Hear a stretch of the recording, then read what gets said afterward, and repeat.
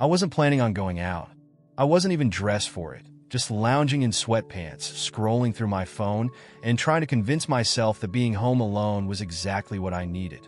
But then, right on cue, the text came through. Get dressed. We're at that speakeasy downtown. You in? I stared at the message, chewing on my lip, knowing that the right answer, the responsible answer, was no.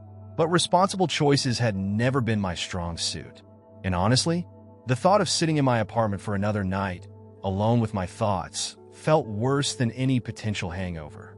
Be there in 20. By the time I arrived, the bar was already packed. Warm bodies pressed close, music low and smooth, candles flickering on every table like some kind of urban fairy tale. I spotted my friends at the far end, laughing and half drunk already, waving me over like I was their missing puzzle piece. But then, just as I was weaving my way through the crowd, I saw him. He was sitting at a corner table, glass in hand, with this quiet kind of confidence that made him stand out from everyone else in the room. No obnoxious gestures, no desperate need to be noticed. Just a guy sitting back, drinking slowly, like he had all the time in the world. And somehow, that made him impossible to ignore. He caught me looking. One glance, one lazy smile, and it felt like the night had just shifted beneath my feet. I could have kept walking, could have joined my friends and pretended I didn't notice him. But that's never been my style. I locked eyes with him, smiled back, and headed straight for trouble. Mind if I sit? I asked, sliding into the chair across from him. He shrugged, smirking like he'd been waiting for me to show up all night. Be my guest. It started so easily, just two strangers exchanging stories, a little banter, a little flirtation, and a lot of stolen glances. He had this way about him, this effortless charm that made me feel like the most interesting person in the room, even though I knew I wasn't. Another drink? He asked, raising an eyebrow after we finished the first round. I knew I should have said no. I knew exactly where this night was heading. But instead, I smiled and said, why the hell not? And just like that, I was his for the night. We left the bar sometime after midnight, stepping out into the cool night air with our shoulders brushing, hands accidentally on purpose grazing. He lit a cigarette, offered me one, and when I shook my head, he grinned like he knew I'd just made the first smart decision of the night. You coming with me? He asked, and there was no pressure in his voice, just the quiet assumption that I'd already decided. I had. We took a cab to his place, and by the time we stumbled through the door, we were on each other. Clothes hit the floor in a messy trail, kisses fast and urgent, hands everywhere all at once. It wasn't graceful. It wasn't romantic. It was heat and need and the desperate desire to forget everything except the feel of someone else's skin. The sex was good, better than it had any right to be. Messy, breathless, full of moments that made me laugh and gasp and forget, just for a little while, how heavy the rest of my life felt. For those few hours, it was perfect, exactly what I thought I needed. But mornings have a way of cutting through the fantasy. I woke up to sunlight streaming through the blinds, sharp and unkind. His bed smelled faintly of cologne and laundry detergent, and his arm was thrown over me like I was an afterthought. For a second, I stayed there, staring at the ceiling, letting myself believe that maybe this didn't have to feel so empty. But that second passed, and reality slid back in like cold water. I knew how this worked. I knew the script. I'd been through it too many times to think it could go any other way.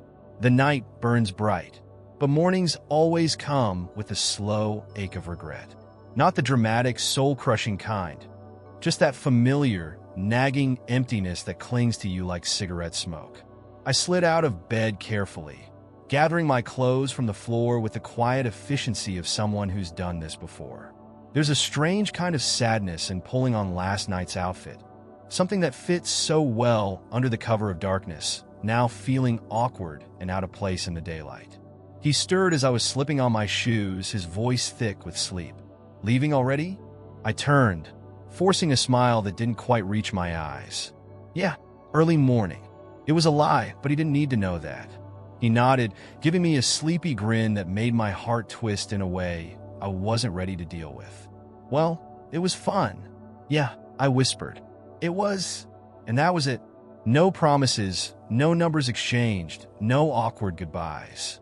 Just two people who had shared a moment and now had nothing left to say. The walk to the curb was colder than I expected, the chill biting through my coat. I wrapped it tighter around me, but it didn't help. The cold wasn't just in the air. It was inside me, deep in my bones, the same familiar ache that always follows nights like these. The Uber ride home was quiet, the kind of silence that presses down on you and makes you feel heavier with every passing minute. I stared out the window, watching the world wake up around me, and tried to convince myself that this was fine, that this was what I wanted, just a night, no strings, no complications. But the truth sat heavy in my chest, impossible to shake. It wasn't about him. It never is. It was about me, about the way I keep throwing myself into moments that burn bright and vanish just as quickly, hoping they'll fill the empty spaces inside me. And the way they never do. I got home, kicked off my shoes, and collapsed onto my bed without even bothering to change. The ceiling stared back at me, offering no answers, no clarity, just a blank slate that reflected all the things I didn't want to admit to myself. I wish I could say that night was the last, that I finally learned how to stop chasing something that slips away as soon as the sun comes up. But the truth? I'll probably do it again, because as much as I hate the mornings after, I hate the silence even more. Maybe one day I'll stop. Maybe I'll learn how to sit with myself without needing someone else to fill the gaps. Or maybe I won't. Maybe I'll keep going night after night, hoping that eventually one of these mornings will feel different. But until then, all I could do is keep moving. One drink, one kiss, one morning after the next. It was supposed to be a normal Wednesday. I was coming back from work, brain still fried from sitting through back-to-back Zoom calls, when I realized I hadn't eaten all day. My fridge? Empty. So, I figured I'd swing by that corner deli. Nothing fancy, just a sandwich and some chips, maybe a soda. The weather was crap too. A light drizzle had started, just enough to make the streets slick. I was standing on the corner, waiting for the light to change, when my phone buzzed in my pocket. Some useless notification, probably a calendar reminder for a meeting I'd already missed. And that's when it happened. The little green man lit up, signaling it was safe to cross. But something made me pause. A weird itch in the back of my brain, like when you feel someone staring at you from across the room. I had one foot off the curb when the truck came. A big, black pickup barreling through the intersection, blowing right through the red light like it wasn't even there. I felt the whoosh of air as it passed, so close I could smell the burnt rubber off the tires. The side mirror missed my head by inches. Inches. I stood there, frozen, my heart pounding in my throat. If I had taken even one more step, if I'd been just half a second faster, that truck would have hit me dead on. No time to jump back. No chance to scream. Just lights out, bam, done. The guy driving didn't even slow down. Just roared through the intersection and disappeared around the corner, leaving behind a cloud of exhaust and my rapidly shortening life expectancy. A woman standing next to me gasped, clutching her purse like it was a life raft. "Oh my God," she whispered. You almost." "Yeah," I muttered, my voice shaky as hell. "Almost." I couldn't move for a good 30 seconds, just standing there like an idiot, trying to convince myself that I was still alive. The adrenaline hit me hard, making my knees wobble, and I had to grip the light post to keep from collapsing right there on the sidewalk. It's a weird thing, being that close to death. It feels like someone reached out and grazed you with their fingertips, just enough to let you know they're there. Like death was standing behind me, tapping his watch, saying, "Not this time, but soon, real soon." The woman gave me this wide-eyed, pitying look, but I waved her off. "I'm good," I said, trying to sound casual, like I wasn't a hair away from peeing myself. She nodded, but her eyes said, "You sure about that?"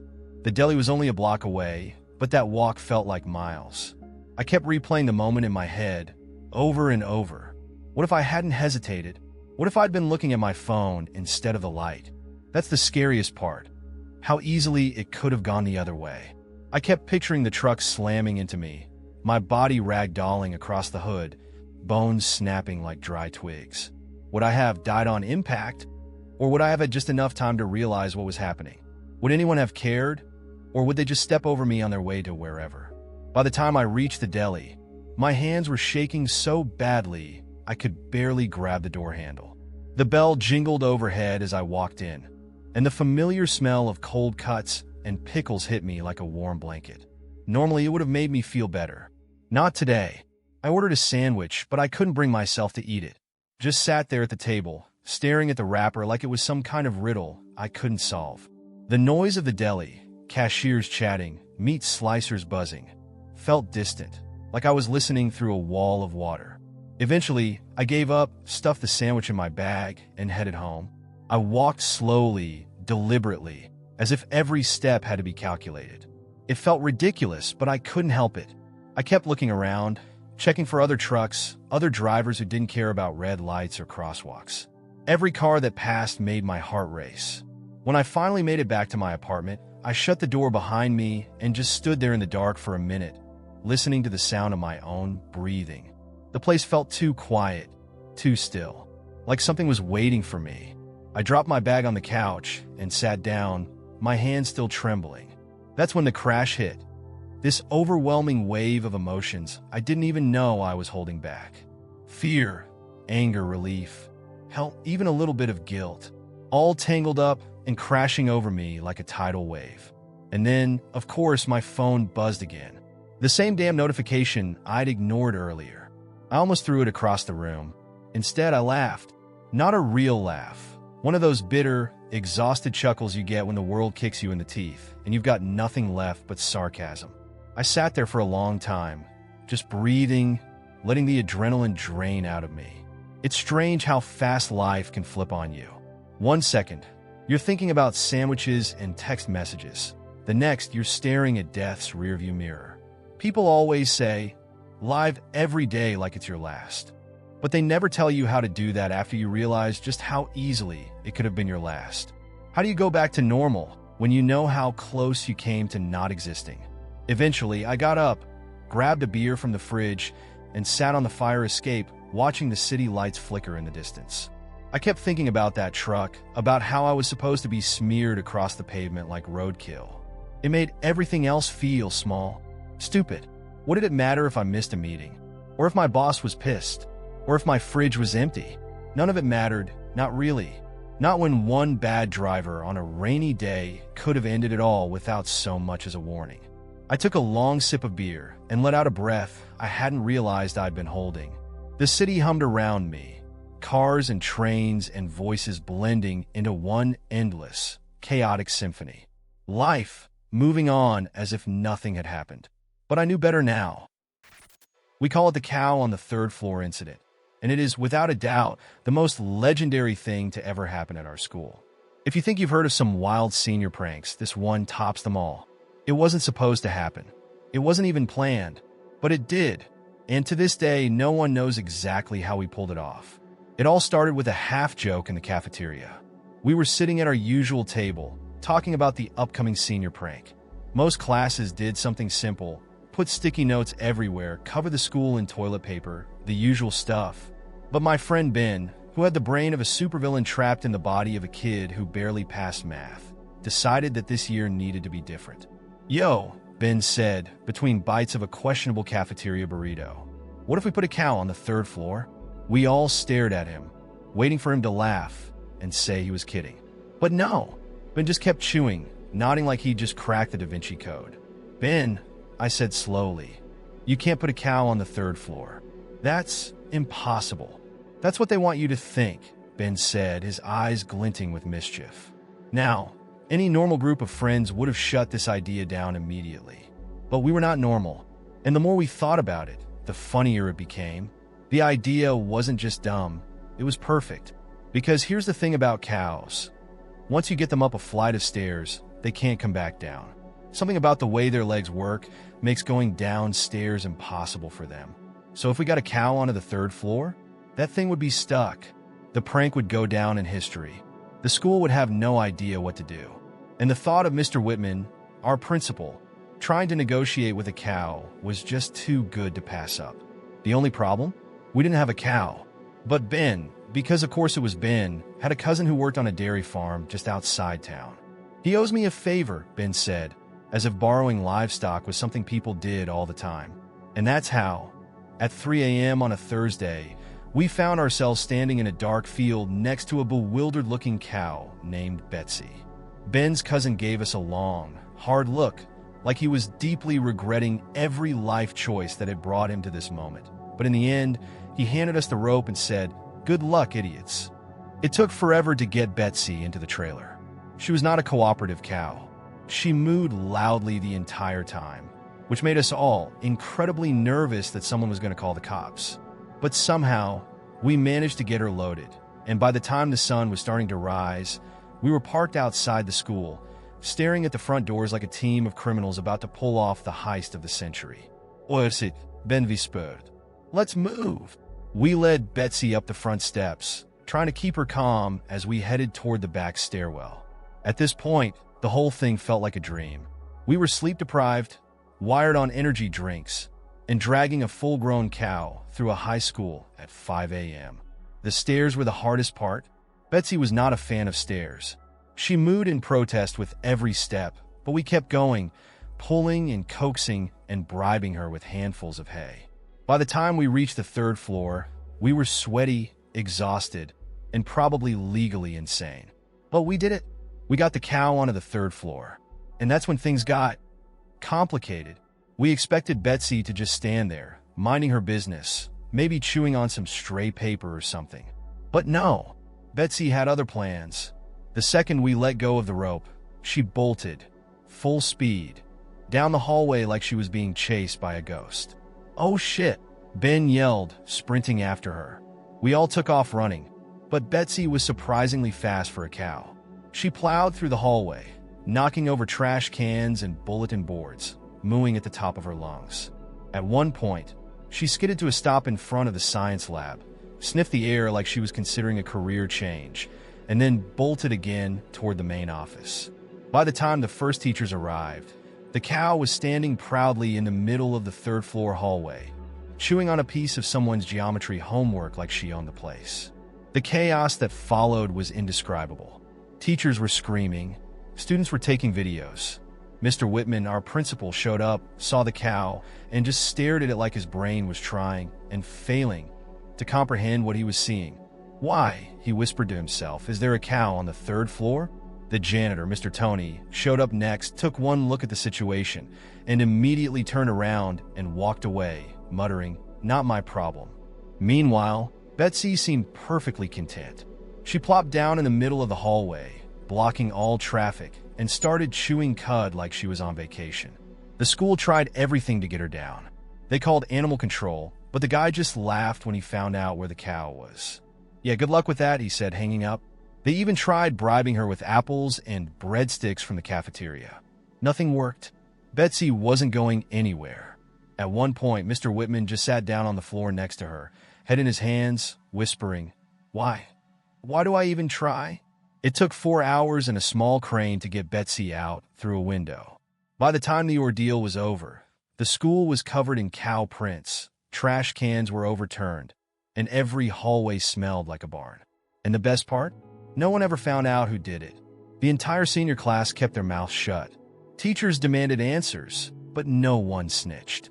And every time someone asked, "Who brought the cow?" Ben would just smile and say, "Whoever it was, they're a legend."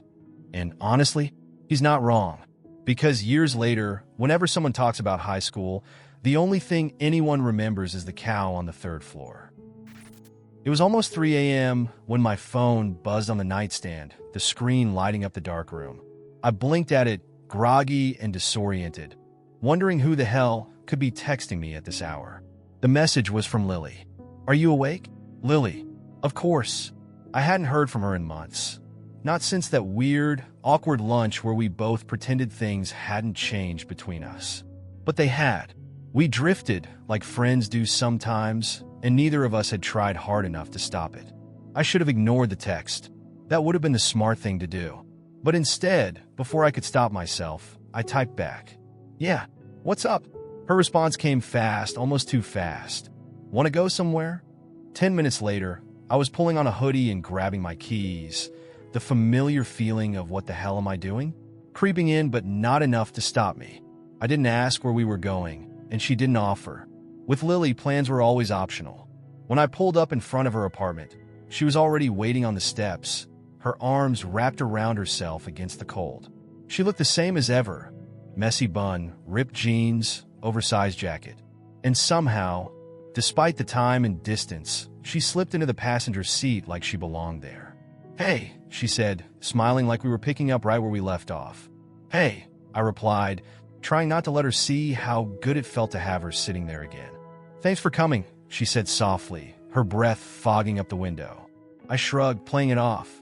Figured I had nothing better to do. She gave me a look, one of those knowing looks only Lily could pull off, the kind that says, "Yeah, right." We didn't have a destination. We never did, not with Lily. I just started driving, and she leaned back in the seat, kicking off her shoes and curling her legs beneath her. "Remember when we used to do this all the time?" she asked, her voice light, but edged with something deeper. "Yeah," I said. "Late-night adventures. Thought we had it all figured out." She laughed, a small, breathy sound. "We really thought the world was ours, didn't we?" "We did," I agreed, even though we both knew how quickly things had fallen apart. We drove in comfortable silence for a while, the road stretching out in front of us, the world quiet and still. Every so often, Lily would reach over and fiddle with the radio, skipping through stations until she found something half-decent. "You know," she said after a while, "I miss this. Ik lenst over here." "Yeah," she nodded, her gaze fixed on the passing streetlights. "I miss the way things used to be, before everything got complicated." I knew exactly what she meant. Life had a way of getting complicated, sneaking in between friendships and turning them into something harder, something messy, eh? I miss it too, I admitted, my voice quieter than I intended. We ended up on the bridge that overlooked the river, the same one we used to sneak out to when we were younger, back when the world felt like it belonged to us. I parked the car, and we climbed out, the cold air biting at our skin. Lily leaned over the railing, staring down at the dark water below. "It's weird, isn't it?" she said, her voice barely above a whisper. "How you can know someone for so long and still end up feeling like strangers." I leaned beside her, the metal of the railing cold against my arms. "Yeah, it is." We stood there, side by side, the weight of everything we hadn't said settling between us like a fog. "I'm sorry," she said suddenly, her words tumbling out in a rush. "For, disappearing. I didn't mean to." I swallowed hard, the knot in my chest tightening. "It's okay," I said, even though it wasn't, not really. "I could have tried harder too." She smiled, a small, sad smile that looked more like surrender than forgiveness. "Maybe we both could have." And just like that, the tension between us eased, as if naming it was enough to let it go. We stayed there for a long time, the sound of the river below filling the quiet between us. At some point, Lily reached over and took my hand, lacing her fingers through mine like she used to. I looked at her, and for the first time in a long while I felt still, like the world wasn't spinning quite so fast. "Do you think," she whispered, "that we'll ever get it right?" I thought about it for a moment, weighing the question like a fragile thing in my hands. "Maybe," I said, "or maybe we don't need to." She laughed softly, squeezing my hand. "That sounds like something you'd say." "Yeah, well," I muttered, smiling despite myself. "Maybe I'm finally learning." We stayed until the sky started to lighten, the first hint of dawn creeping over the horizon. As we walked back to the car, Lily gave me a sideways glance. "Thanks for coming tonight." "Anytime," I said, and for once I meant it.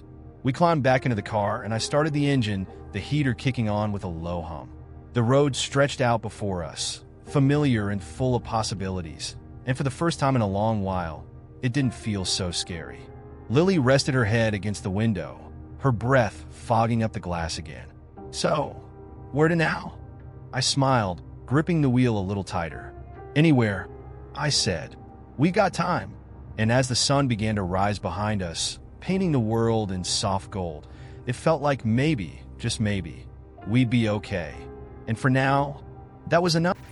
It started with a simple goal: take a relaxing bath. That's all I wanted. Just one small, peaceful moment in the middle of an otherwise stressful week. I pictured it perfectly. Warm water, soothing bubbles, maybe a candle if I felt fancy. I even told myself, "You deserve this." But the universe had other plans. The first sign of trouble was the faucet. It always drips a little, but tonight it decided to up the ante, spewing water at full blast the second I turned the handle. It shot out with such force that the little chain holding the drain stopper flew into the air like a rogue party trick. "Okay," I whispered, already questioning my life choices. "Not a great start, but we can work with this." I adjusted the water, fiddled with the stubborn drain stopper, and finally got the tub filling at a reasonable rate. Things were looking up. I grabbed the bottle of bubble bath, only to discover that it was, of course, empty. Not just almost empty, but bone dry, like I'd already squeezed every last drop out weeks ago and just never threw the bottle away. Fine. No babes. I could live with that. This was still going to be relaxing. Minimalist even. Next, I lit the one-scented candle I had left. Vanilla bean, a little dusty, but it would do. As I turned to place it on the edge of the tub, I lost my grip and the candle wobbled. And then plop. It fell directly into the bath. I stood there, watching as the wax floated to the surface like some cursed nautical disaster. For a moment, I just stared at the floating candle, contemplating my entire existence. But I was too far in to quit now. I fished it out with my hand, set it on the counter, still half lit and soggy, and told myself this was just a minor setback. Relaxing bath, here we come. I slipped out of my clothes, stepped into the tub, and immediately stepped on something sharp. What the? I lifted my foot to find the culprit, an old shampoo bottle cap, lurking at the bottom of the tub like a forgotten landmine. It must have rolled in earlier, unnoticed during my battle with the faucet. Perfect. Just perfect. I kicked the cap aside, settled into the water, and tried to focus on relaxing. The bath wasn't exactly what I'd imagined. Lukewarm, no bubbles, bits of melted candle wax floating around like confetti, but it was close enough. I closed my eyes, took a deep breath, and told myself to let go of the stress. That's when the cat showed up. Now, my cat has a weird fascination with water. She's one of those cats who likes to dip her paw into cups, flick water around, and stare into the toilet bowl like it holds the secrets of the universe. So, naturally, she thought the bath was the most interesting thing she'd ever seen. She jumped onto the edge of the tub, tail swishing in excitement, and leaned dangerously close to the water, her little paws kneading the porcelain. "Don't even think about it," I warned, but the cat ignored me as cats do. She dipped a paw into the water, flicked some at me for good measure, and then, before I could react, she slipped. In a flash of fur and panic, she landed in the water with a splash that sent waves over the edge of the tub, soaking the floor and half my towel in the process. There was a moment of stunned silence as both of us tried to process what had just happened. Then the cat launched herself out of the tub with the grace of a cannonball, leaving me soaked and bewildered, blinking in disbelief. She sprinted out of the bathroom, leaving wet paw prints in her wake, while I sat there in the tub, water sloshing around me, wondering why I ever thought this was a good idea. The candle had officially gone out. The bath was now cold, and my cat, somewhere in the apartment, was probably plotting new ways to ruin my life. I sat there for another minute, staring at the bathroom ceiling, waiting for some sort of epiphany that would make this whole disaster feel meaningful. None came. Eventually, I gave up. I drained the tub, wrapped myself in the half-wet towel, and shuffled into the living room, dripping water onto the carpet. The cat sat on the couch, already dry, looking at me like that was somehow my fault. I grabbed a blanket, plopped onto the couch, and decided to call it a night. Maybe I wasn't meant to have a relaxing bath. Maybe the lesson was to stop trying so hard. Or maybe the universe just liked messing with me. I turned on the TV, flipping through shows I wasn't really paying attention to, and made peace with the fact that relaxation is a myth. Some people get serene bubble baths. Others get flying shampoo caps and a soggy cat. That's just how it goes. After a while, the cat curled up next to me, purring like nothing had happened.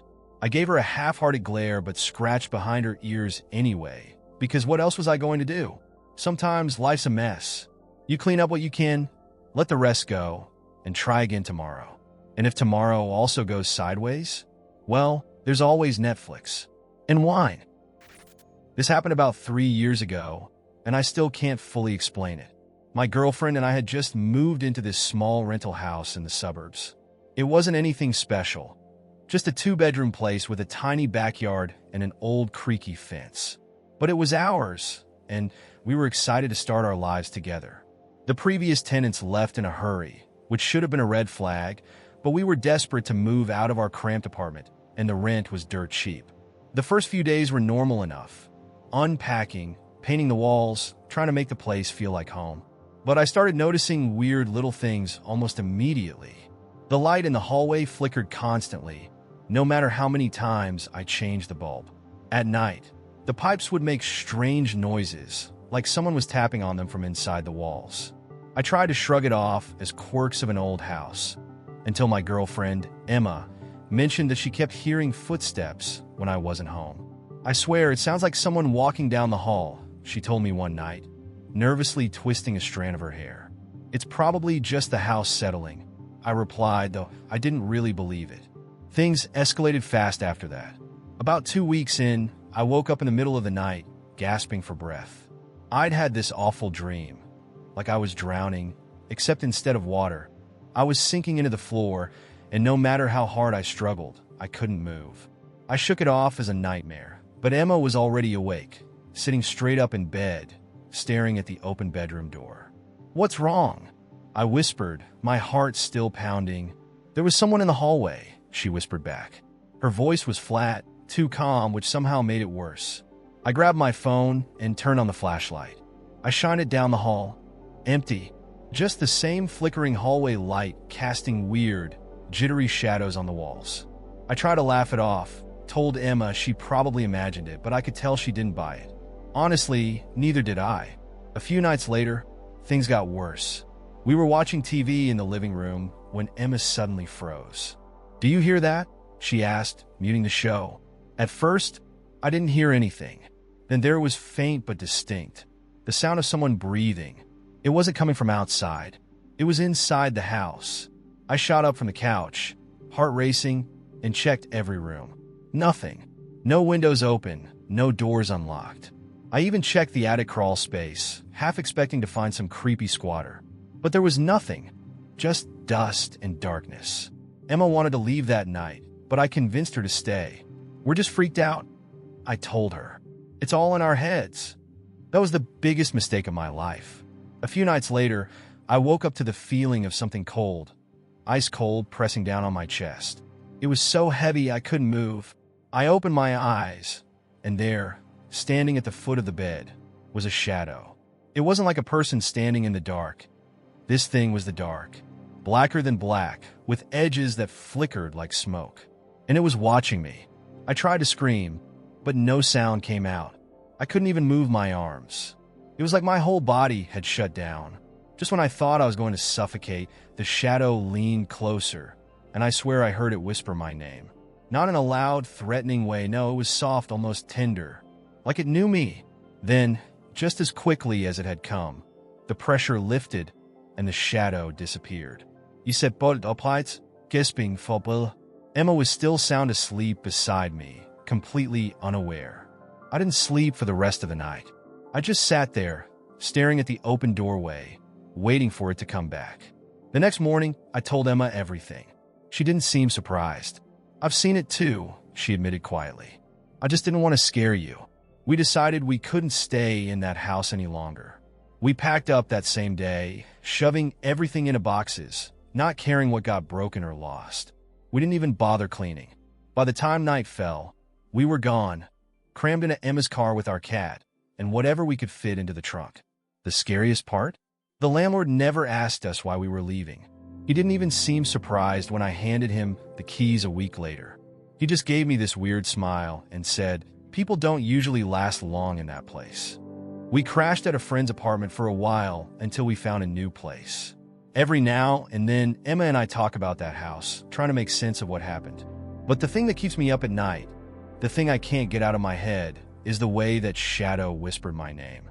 It knew me, and some nights when I lie awake in the dark, I swear I can still hear it, waiting. So I was at this wedding, one of those rustic barn weddings where everything is draped in fairy lights, and people take photos in front of old barrels like it's the 1800s, except they're all wearing designer shoes. I barely knew anyone there, except for the groom, who was a buddy from work. But I figured, hey, weddings are like romantic free-for-alls, right? Love is in the air, people are tipsy on champagne, and strangers hook up in porta-potties. It's a whole thing. Anyway, there I am at the reception, nursing a drink, feeling just tipsy enough to think I've somehow become Ryan Gosling from Crazy, Stupid Love. I spot this girl across the dance floor, long dress, killer smile, definitely bridesmaid material. She's sitting at a table with a group of people, laughing at something, and I think to myself, all right, this is it. Just walk over, say something charming, and let the night take care of itself. Naturally, I spend a solid 15 minutes psyching myself up.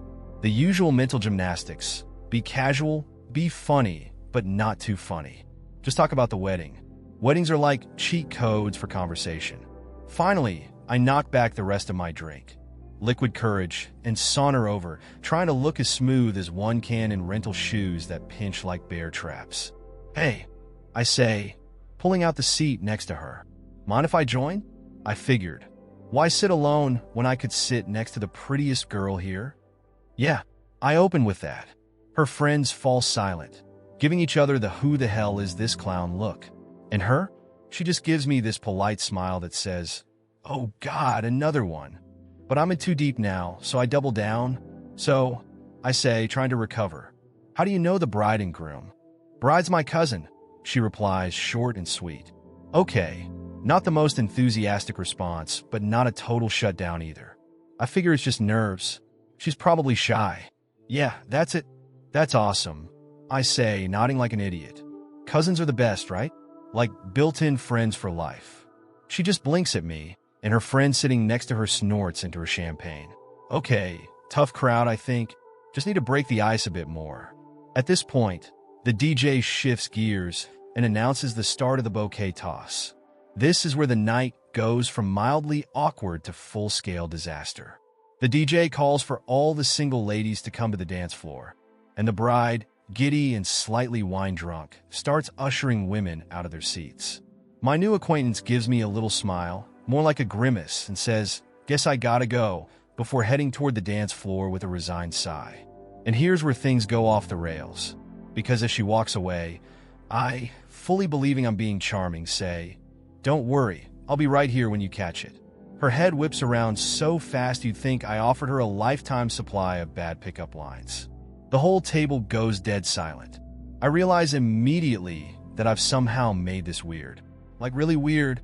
Her friend leans in, just loud enough for me to hear, and goes, wow, bold strategy, dude. I try to laugh it off, but it comes out as more of a panicked chuckle. So now I'm just sitting there, marinating in my own awkwardness, watching the love of my life line up to catch some wilted flowers while I pray for a meteor to hit the barn. But oh no, the universe isn't done with me yet. The DJ cranks up the music, and the bouquet goes flying through the air. There's a brief scuffle as women jump to catch it, and wouldn't you know it, my girl snags it like she's been training her whole life for this moment. The crowd cheers, and she stands there, holding the bouquet with this mix of disbelief and horror on her face. And that's when it happens. The DJ, thinking he's the funniest guy alive, grabs the mic and yells, all right, fellas, you know what this means. Whoever caught the bouquet's getting married next. So where's the lucky guy? The crowd eats it up, roaring with laughter, and suddenly all eyes are on her and me, because apparently everyone saw our little interaction at the table. Someone shouts, there he is, and points directly at me. I want to die, just evaporate into thin air. But instead, I do what any socially inept idiot would do. I stand up, raise my hands in mock surrender, and shout, guess we're getting hitched, huh? Yeah, I said that. Out loud, in front of 100 people. She looks at me like I just proposed with an onion ring, and the whole place explodes with laughter. The DJ, sensing gold, doubles down. Come on, buddy, get over here. Give her a spin on the dance floor. Before I can protest, a couple of her friends grab me by the arms and push me onto the dance floor like some kind of sacrificial offering. The crowd parts, and there I am, standing awkwardly in front of this poor girl, who is now holding the bouquet like it's radioactive. She gives me a look, part amusement, part pity, and to her credit, she says, well, we might as well dance. Because what else can you do when 100 drunk wedding guests are chanting kiss, kiss, kiss at the top of their lungs? So we dance. And when I say dance, I mean we shuffle around in a stiff middle school kind of way, both of us praying for the song to end before the crowd convinces us to reenact The Notebook. Finally, mercifully, the song ends. I give her an awkward little bow, because apparently I've time traveled to the 1800s now, and she laughs. Not a flirty laugh, mind you, more like the laugh you give when you watch someone trip on a banana peel, but they get up and walk it off. Thanks for the dance, she says, handing me the bouquet like it's my problem now. Good luck with all that. And with that, she walks off, leaving me standing there holding a bouquet, a dance floor full of people cheering like I just won the lottery, and exactly zero plans to ever attend a wedding again. Moral of the story? Don't try to flirt at weddings unless you're prepared for the possibility of being publicly engaged by accident. And if someone catches the bouquet, maybe just clap politely and keep your damn mouth shut. I catfished my best friend for almost a year. It started as a joke, something harmless, but it spiraled out of control so fast I couldn't stop it. And now it's a secret I carry like a ticking time bomb. If he ever finds out, I'll lose him, maybe for good. It started during lockdown. We were both going a little stir crazy, you know? Too much time inside, too much time online, and not enough real human contact. My best friend Kyle was going through a breakup, bad one too. His girlfriend ghosted him after 5 years, just up and left like he was a piece of old furniture she didn't need anymore. The dude was shattered, and as much as I tried to be there for him, I could tell it wasn't enough. You can only send so many memes and play so many late-night video games before the silence starts to feel suffocating. One night after a couple of drinks, okay, maybe more than a couple, I made a fake Instagram account. It was a joke at first, a way to kill some time and mess around. I grabbed a few pictures from a random girl's profile, nothing too flashy, and gave her a name, Emily. I figured I'd send a dumb follow request to Kyle, make him laugh, and then delete the account. No harm, no foul. But the thing is, he didn't know it was me. And instead of ignoring the follow request, Kyle DM'd me, well, Emily, and said, hey, thanks for the follow. I should have come clean right then. I should have told him it was a joke. But he sounded happy, like genuinely happy for the first time in weeks. It felt like I'd given him a tiny piece of what he'd lost. And I guess some part of me thought, what's the harm in letting him feel good for a bit? So I didn't delete the account. I replied instead. What started as one friendly conversation snowballed into something way bigger. We talked every day. Well, he talked to Emily. And it wasn't just surface-level stuff either. Kyle opened up to her in ways he never had with me. He told her about his fears, his insecurities, even about the breakup in a way he never dared say out loud to me. It was like watching a version of him I'd never seen before, and the strangest part was, I liked being Emily, not in a weird, romantic way, but because it felt like I was giving him the comfort and connection he needed. The problem was every day I told myself I'd stop, it got harder. Kyle kept telling me how much better he was feeling, how grateful he was to have met Emily. He even said, God, this part kills me, that talking to her made him feel like he could trust people again. It was like trying to put out a fire with gasoline. Every time I thought about ending it, I convinced myself it would hurt him too much. And yeah, I know how messed up that sounds. But I was stuck in it. I felt like if I came clean, it would break him all over again, maybe even worse than before. So, I kept going. Weeks turned into months, and by then, the lie had a life of its own. Emily wasn't just a few stolen photos anymore. She had hobbies, a playlist, favorite movies. I spent hours crafting the perfect messages, making sure they sounded like someone who wasn't me. And Kyle? He was thriving. Or at least that's what it looked like. He started going to the gym again, picking up old hobbies, even smiling more when we FaceTimed. I think Emily's the real deal, man, he told me one night, beer in hand. She makes me feel seen. That was when the panic set in. I realized there was no way out of this without hurting him. If I told the truth, I'd destroy his trust in me, and probably in everyone else too. But if I kept going, it would only get worse. The breaking point came when Kyle said he wanted to meet Emily in person. I felt my stomach drop through the floor. I mumbled something about how long-distance relationships are tricky and how meeting too soon might ruin the magic. He bought it for a little while, but the clock was ticking, and I knew it. One night, out of nowhere, Cal texted me, "I think I'm in love with her." I stared at my phone, heart pounding, feeling like the walls were closing in. I had two choices: tell him the truth or double down on the lie. Guess which one I chose? I panicked.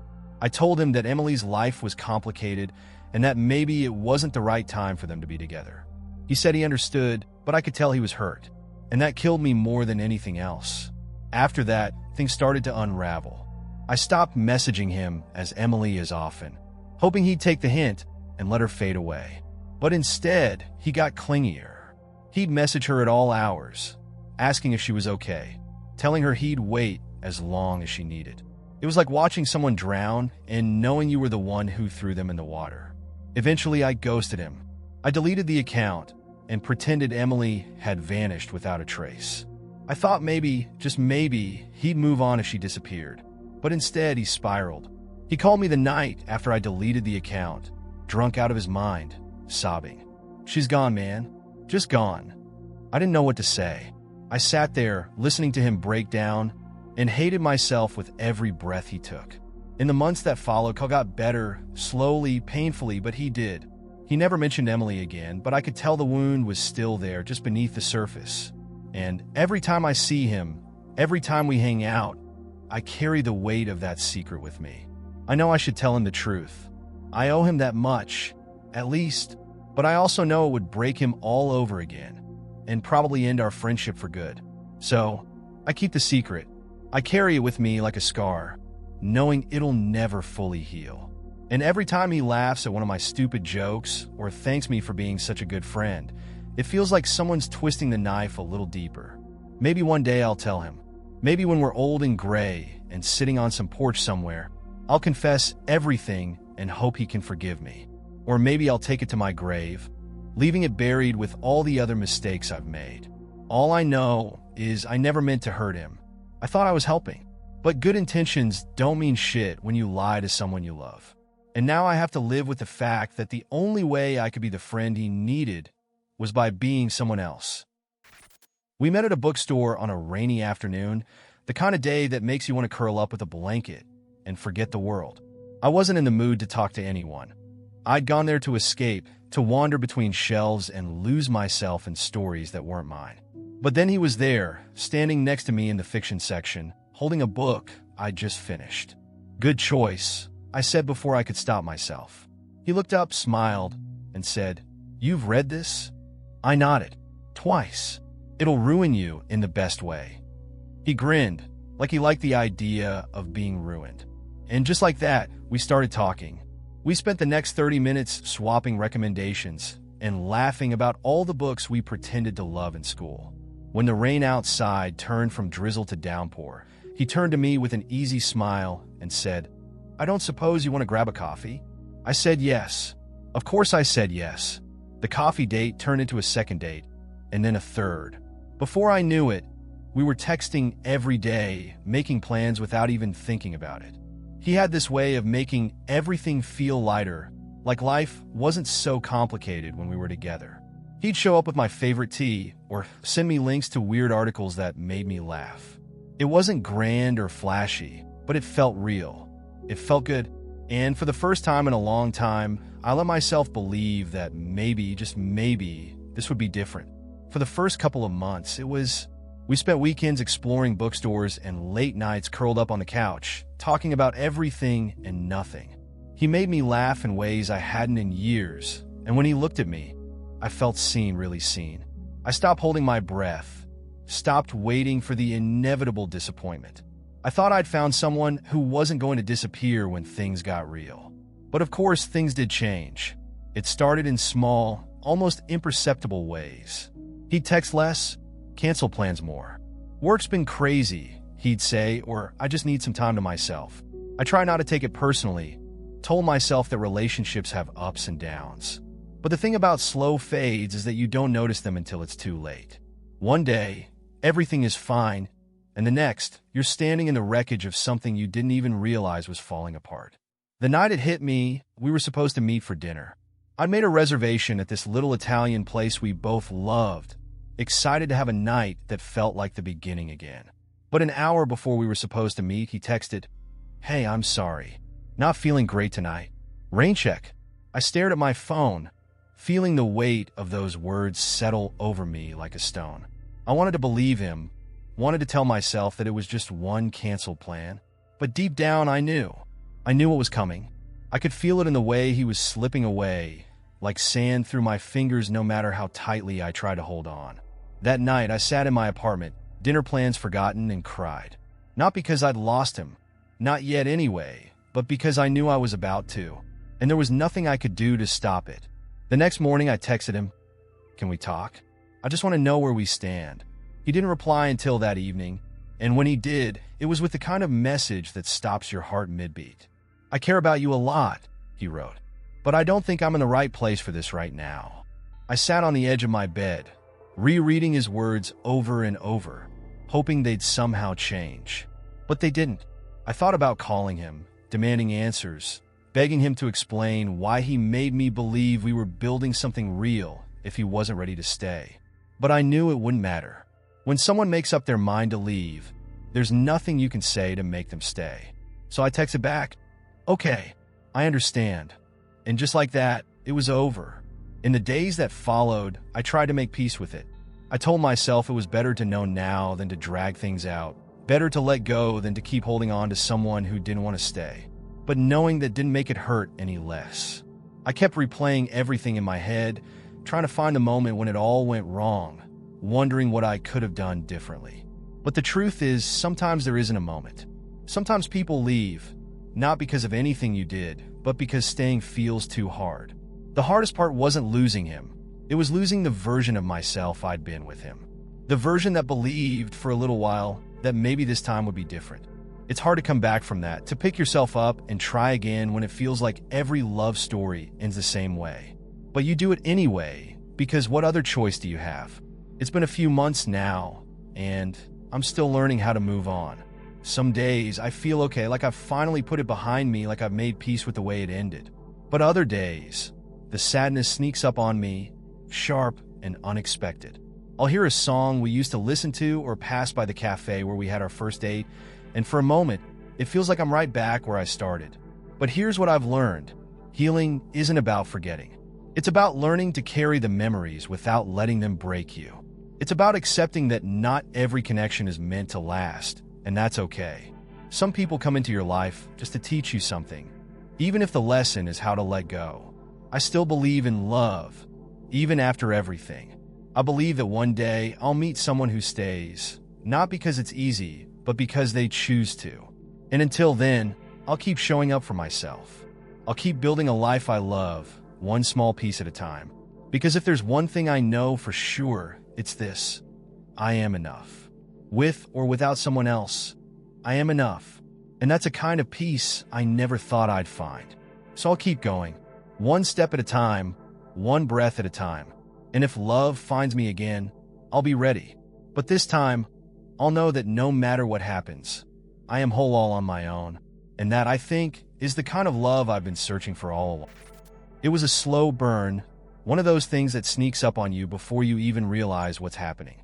If someone had told me I'd end up where I did, I would have called them insane. But life doesn't give you warnings for the biggest mistakes. You only see them clearly after it's too late. My friend Dylan had asked me to keep an eye on his house while he was traveling for work. His mom, Liz, would be around, but he wanted someone to check in every now and then. It sounded simple enough. Swing by, feed the cat, grab the mail, and hang out if Liz needed anything. I'd known Liz forever. She was friendly, kind, always quick to crack a joke. Just Dylan's mom. But things changed. It was one of those long, boring summer nights. Dylan had been gone for a couple of weeks, and I'd stopped by to water the plants. Liz offered me a drink, so I stayed a bit longer than I should have. We sat out on the back patio, drinking beer and chatting under the glow of string lights.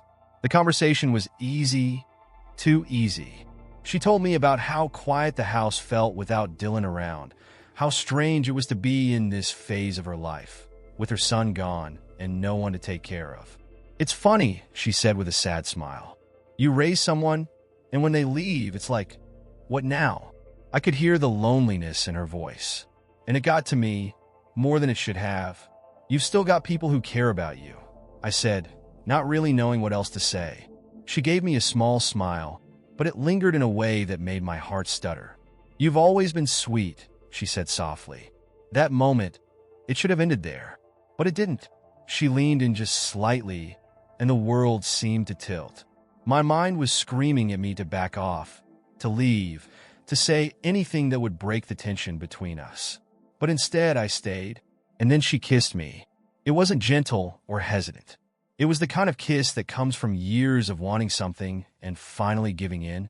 Her hand slid to the back of my neck, and all the warnings in my head evaporated. I kissed her back. We stumbled inside, the air thick with everything we weren't supposed to feel. Clothes came off.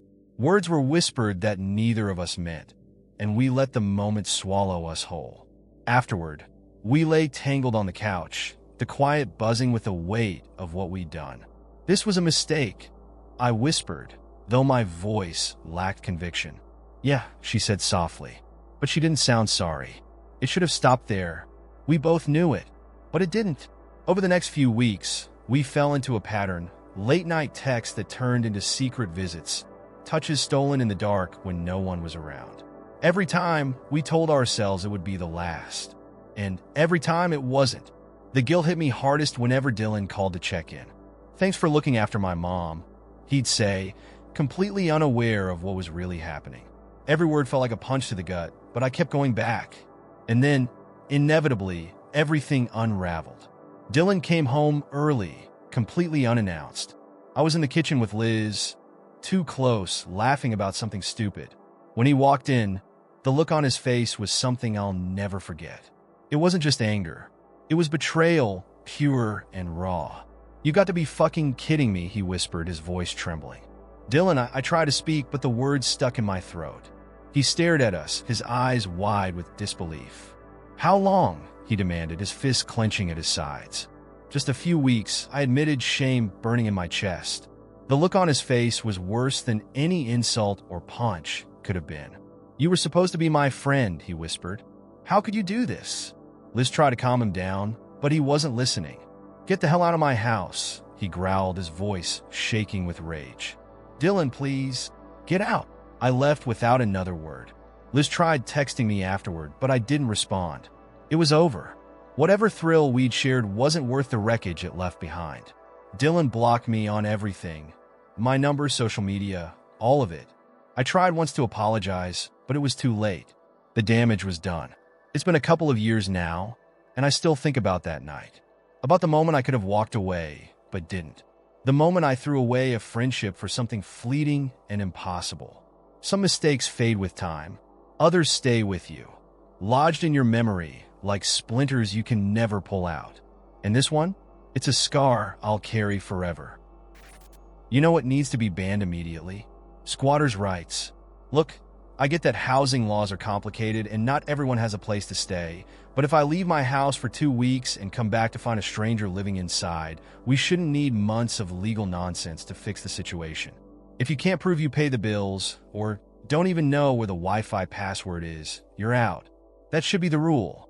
Simple as that. A friend of mine went on vacation last summer and came back to find some random couple sitting on her couch, eating her cereal like they own the place. She called the cops, thinking this would be a quick eviction. Nope. The cops were like, well, technically they've been here long enough that it's a civil matter now. Excuse me? Civil matter? If I leave my laptop unattended at Starbucks for 10 minutes, nobody tells the person who steals it, well, you've got possession now, so it's complicated. Why is it different with a whole house? The squatters even had the nerve to act annoyed when my friend asked them to leave. We have rights too, you know. Oh, do you now? That's funny, because I'm pretty sure breaking into someone's home wasn't listed in the Bill of Rights. Honestly, the fact that they got to stay there until everything was sorted out is insane. Meanwhile, my friend had to sleep on her sister's couch for 3 weeks while the courts reviewed the case. And let me tell you, those squatters made sure to trash the place on their way out. Holes in the wall, appliances gone, stains that probably need a priest, not a cleaner. You know what would fix this? A law where if you can prove you've been paying the utilities, electricity, water, Netflix subscription, you win. Case closed. The squatters can argue all they want, but unless they've been paying for that Wi-Fi, their argument doesn't count. Trust me, if they had to foot the bill for even 1 month of cable, they'd teleport out of that house faster than they moved in. Another thing we need to ban? Overly bright LED billboards on the highway. Have you seen these things at night? It's like staring directly into the sun, but with ads for fast food and car dealerships. The other night, I was driving home, and this gigantic digital sign nearly fried my retinas. It was a commercial for a local mattress store, but with all the flashing colors, you'd think it was an EDM festival. I almost crashed my car trying to read the slogan, "Sleep better, drive safe." Ironic, right? Seriously, who decided these signs were a good idea? Do we really need 4K HDR visuals to remind us that McDonald's exists? I've known about the Big Mac since I was 10. You don't need to broadcast it like it's the second coming of Christ. I'm convinced these billboards are less about advertising and more about testing how close they can get to giving drivers seizures without getting sued. And speaking of things that assault the senses, let's talk about cologne. Specifically, too much cologne. I don't know what it is with some people, but it's like they take a shower in the stuff. I get that everyone wants to smell good, but there's a line, and some folks are way past it. You shouldn't walk into a room and make everyone instantly question their life choices because of how aggressively you smell. If people can taste your cologne, it's time to reevaluate your choices. There's always that one person at the gym who thinks Axe body spray is an acceptable substitute for a shower. Spoiler alert, it's not. And it doesn't matter how expensive your cologne is either. I once sat next to a guy wearing some high-end brand, probably cost more than my rent, and I still ended up with a headache that lasted all day. By the end of the meeting, I was ready to file a workers' comp claim for nasal assault. We need regulations, people. Something simple, like a legal spritz limit. 2 sprays max. 1 for the neck, 1 for the wrists. Anything more, and the cops show up. Not to arrest you, just to hose you down. Oh, and while we're fixing things, let's talk about tipping culture. I swear, at this point, every business expects you to tip, even if all they did was exist in your general vicinity. I walked into a coffee shop last week, ordered a black coffee. Literally just coffee and hot water. And the card reader gave me 3 options: 15%, 20%, or 25%. For what? They didn't even brew it. The machine did all the work. I didn't see a 0 tip option either. Just other, which made me feel like a heartless monster for clicking it. I'm sorry, but I shouldn't need to take out a second mortgage just to buy coffee. If you want tips, at least pretend to do something impressive like latte art or juggling. And it's not just restaurants anymore. The other day, I bought a t-shirt at a clothing store, and the cashier flipped the iPad around with that familiar, judgmental smile. Would you like to leave a tip? For what? You folded the shirt? Look, if folding clothes earns tips now, then my mom owes me about $10,000 for every time she made me do laundry growing up. Where's my cut? I swear, the next thing you know, gas stations will be asking for tips, too. Thanks for pumping your own gas. Care to leave a little extra for the self-serve machine? We're 2 years away from tipping ATMs and vending machines. Just wait. Honestly, we should just raise wages across the board so we can put an end to this tipping madness. People shouldn't have to rely on guilt-based economics just to make a living. Give everyone fair pay, and let me drink my coffee without doing mental math at 8 in the morning. At the end of the day, life would be a lot easier if we banned all the small, stupid things that drive us nuts. Squatters, LED billboards, over-perfumed gym brothers, and endless tipping requests. It's like society is conspiring to test our patience. If we cleaned up even half of this nonsense, the world would instantly become 20% less frustrating. Until that happens, though, I'll be here, dodging squatter lawsuits, shielding my eyes from mattress store ads, and awkwardly hitting no tip like the coffee shop villain I've apparently become. We met at a mutual friend's game night. It was one of those gatherings where half the people didn't really know each other, and awkward small talk filled the room between rounds of charades and card games. I wasn't expecting much, just a night of silly fun, a few laughs, maybe some wine. But then he sat down next to me, flashing this lopsided smile, and suddenly the whole night shifted. Not to sound competitive, he said, leaning in conspiratorially, but I'm about to dominate this game. Hope you're ready. I laughed. Big words for someone holding a trivia card upside down. He grinned, unbothered by the teasing, and just like that, we were off. We spent the rest of the night joking, making fun of each other's terrible guesses, and at some point, teaming up to shamelessly cheat at Pictionary. When it was over, he walked me to the door and said, "We make a pretty good team. Let's do this again sometime, without the cards." I should have seen it coming. Moments that good rarely stay that way. But in that moment, I smiled and gave him my number, thinking why not? Maybe this time will be different. Our first real date was perfect. He picked a dive bar with live music, the kind of place where you could hear the buzz of conversation over the band but still get lost in the sound. We talked for hours, sharing stories and swapping bad jokes. He made me laugh harder than I had in months. And when he kissed me at the end of the night, it felt like stepping into something I didn't know I'd been missing. For a while, everything felt right. He wasn't just charming. He was thoughtful in all the ways that matter. He remembered the things I told him, like how I needed coffee before I could function and how I always fell asleep during movies, no matter how good they were. He'd text me just to say hi, send me memes that made me laugh out loud, and show up when he said he would. It felt easy, effortless. But then, like it always does, things began to change. At first, it was subtle. Plans that used to come together easily now required more effort. "Sorry, work's been crazy," he'd say when he canceled at the last minute. I told myself not to overthink it.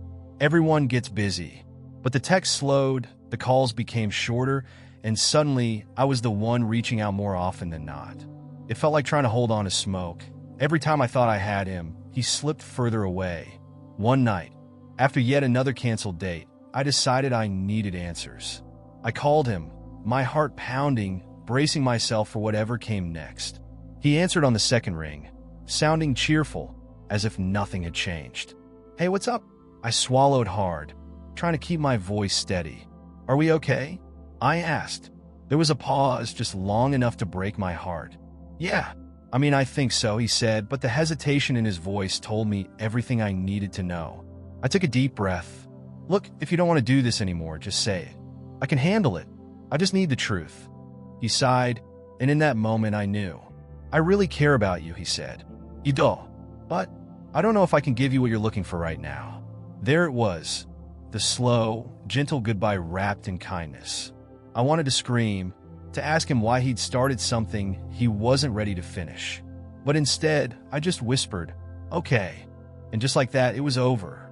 After we hung up, I sat in the dark, replaying everything in my head.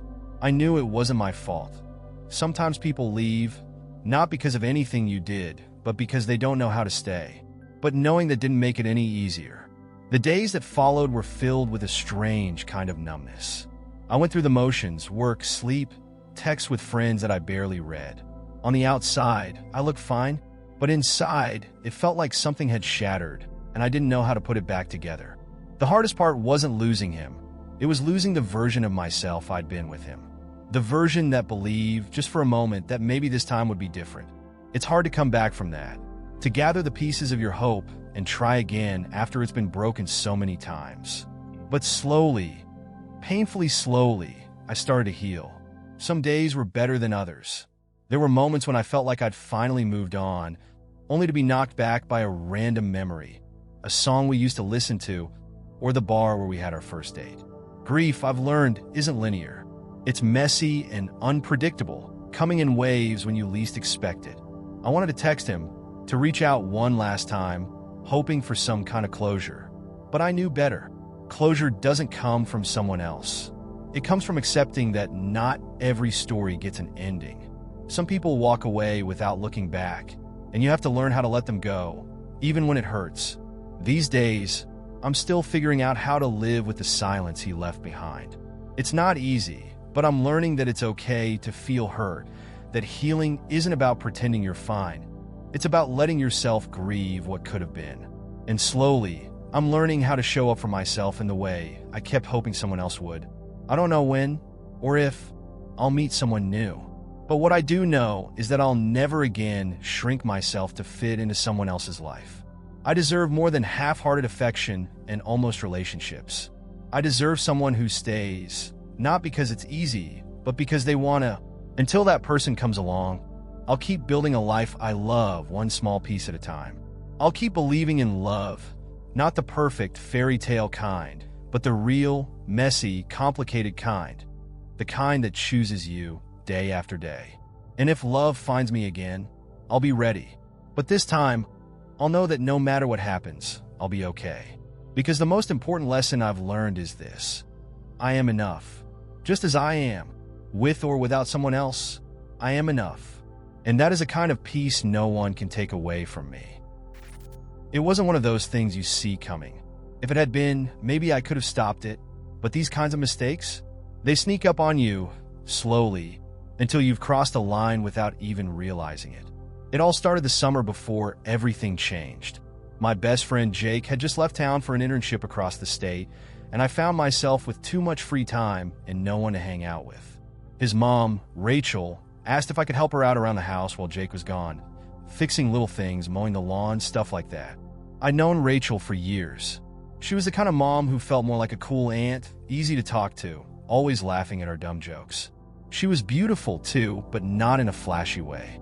More subtle, wavy brown hair that always smelled like lavender, and eyes that made you feel like she could see right through your bullshit. I never thought about her as anything more than Jake's mom, at least not until that summer. The first couple of times I went over, it was business as usual. I fixed a broken cabinet door, cleaned out the gutters, and she'd pay me with cold drinks and conversation. But after a few visits, the vibe between us shifted in a way I didn't quite understand at the time.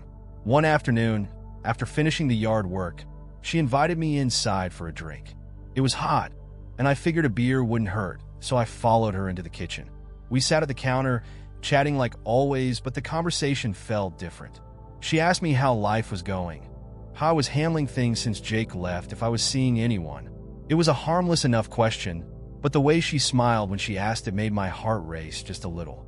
"I always thought you'd be the one to settle down first," she said with a soft laugh. I shrugged, trying to play it cool. Guess I'm still figuring things out. Rachel leaned a little closer, resting her chin in her hand. "You've grown up a lot, you know. Jake's told me about it, but I can see it for myself now." It was a compliment, but it didn't feel like just a compliment. There was something else in the way she looked at me. Something daring. Something I couldn't quite name but knew I should avoid. I should have left. Should have made up an excuse. Said I had somewhere to be. But instead I stayed. The first kiss happened so fast I barely had time to process it. 1 minute we were talking, and the next her hand was on my arm, her lips brushing against mine. For a moment, I thought it was just a mistake, a fleeting impulse she'd pull away from. But she didn't pull away, and neither did I. We ended up in her living room, kissing like two people who knew exactly how wrong it was but couldn't stop. Her hand slid under my shirt, pulling me closer, and whatever guilt I felt in the back of my mind vanished in the heat of the moment.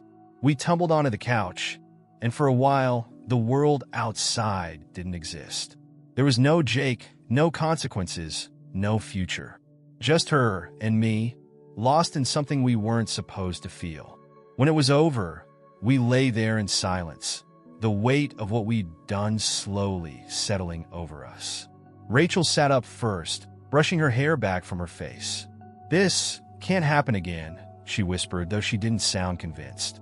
"I know," I muttered, knowing full well that was a lie. And it was.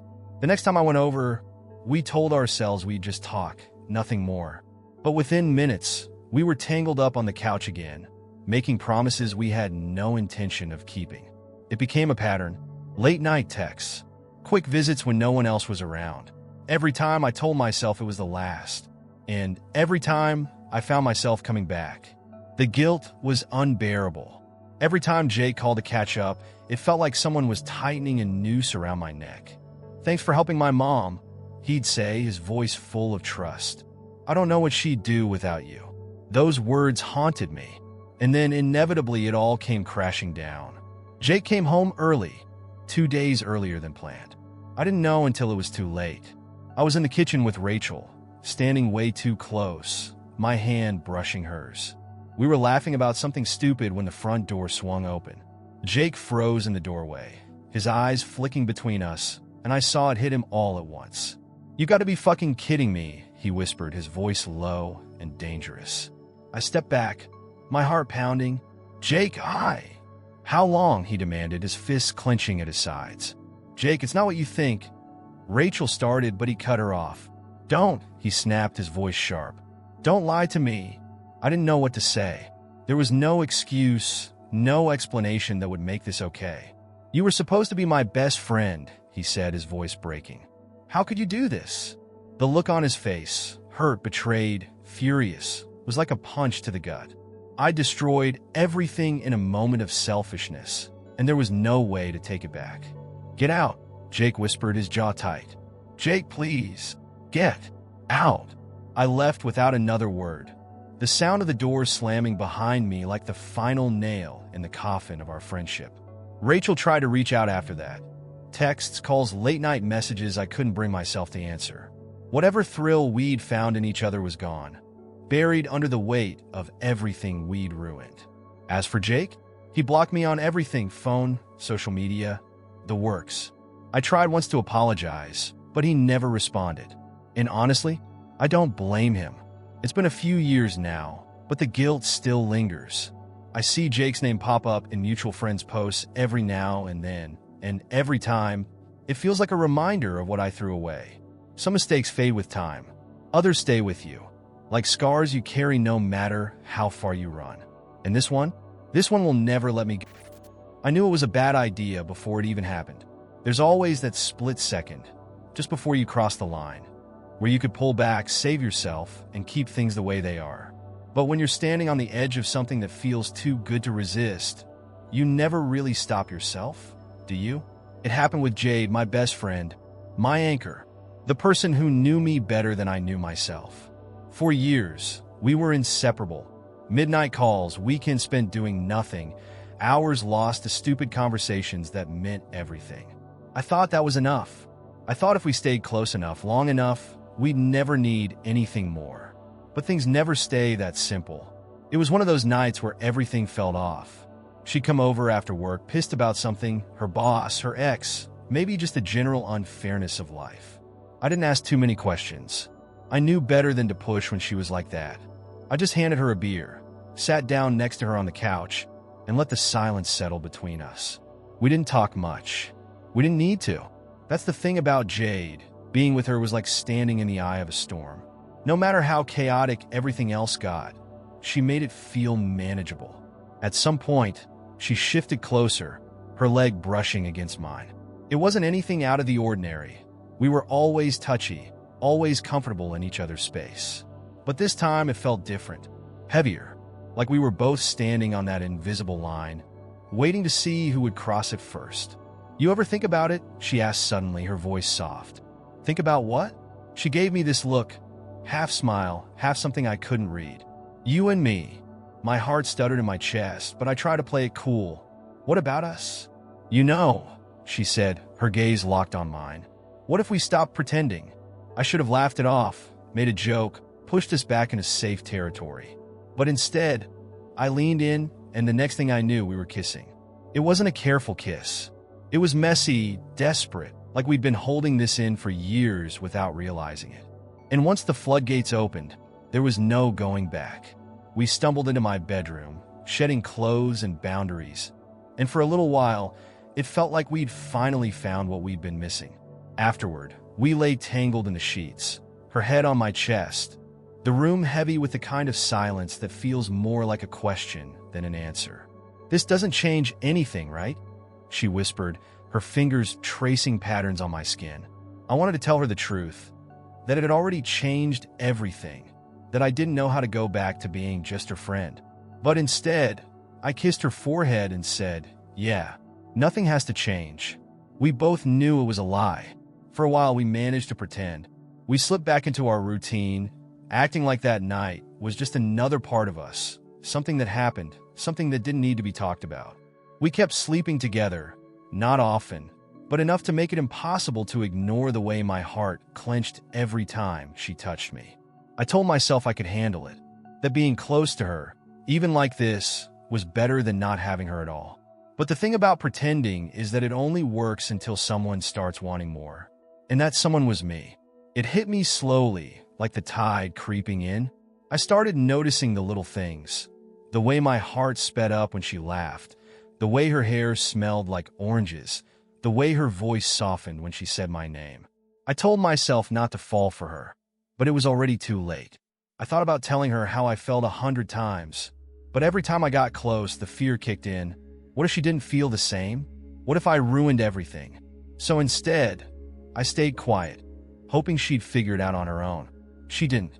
One night, she mentioned she'd met someone, a guy from work.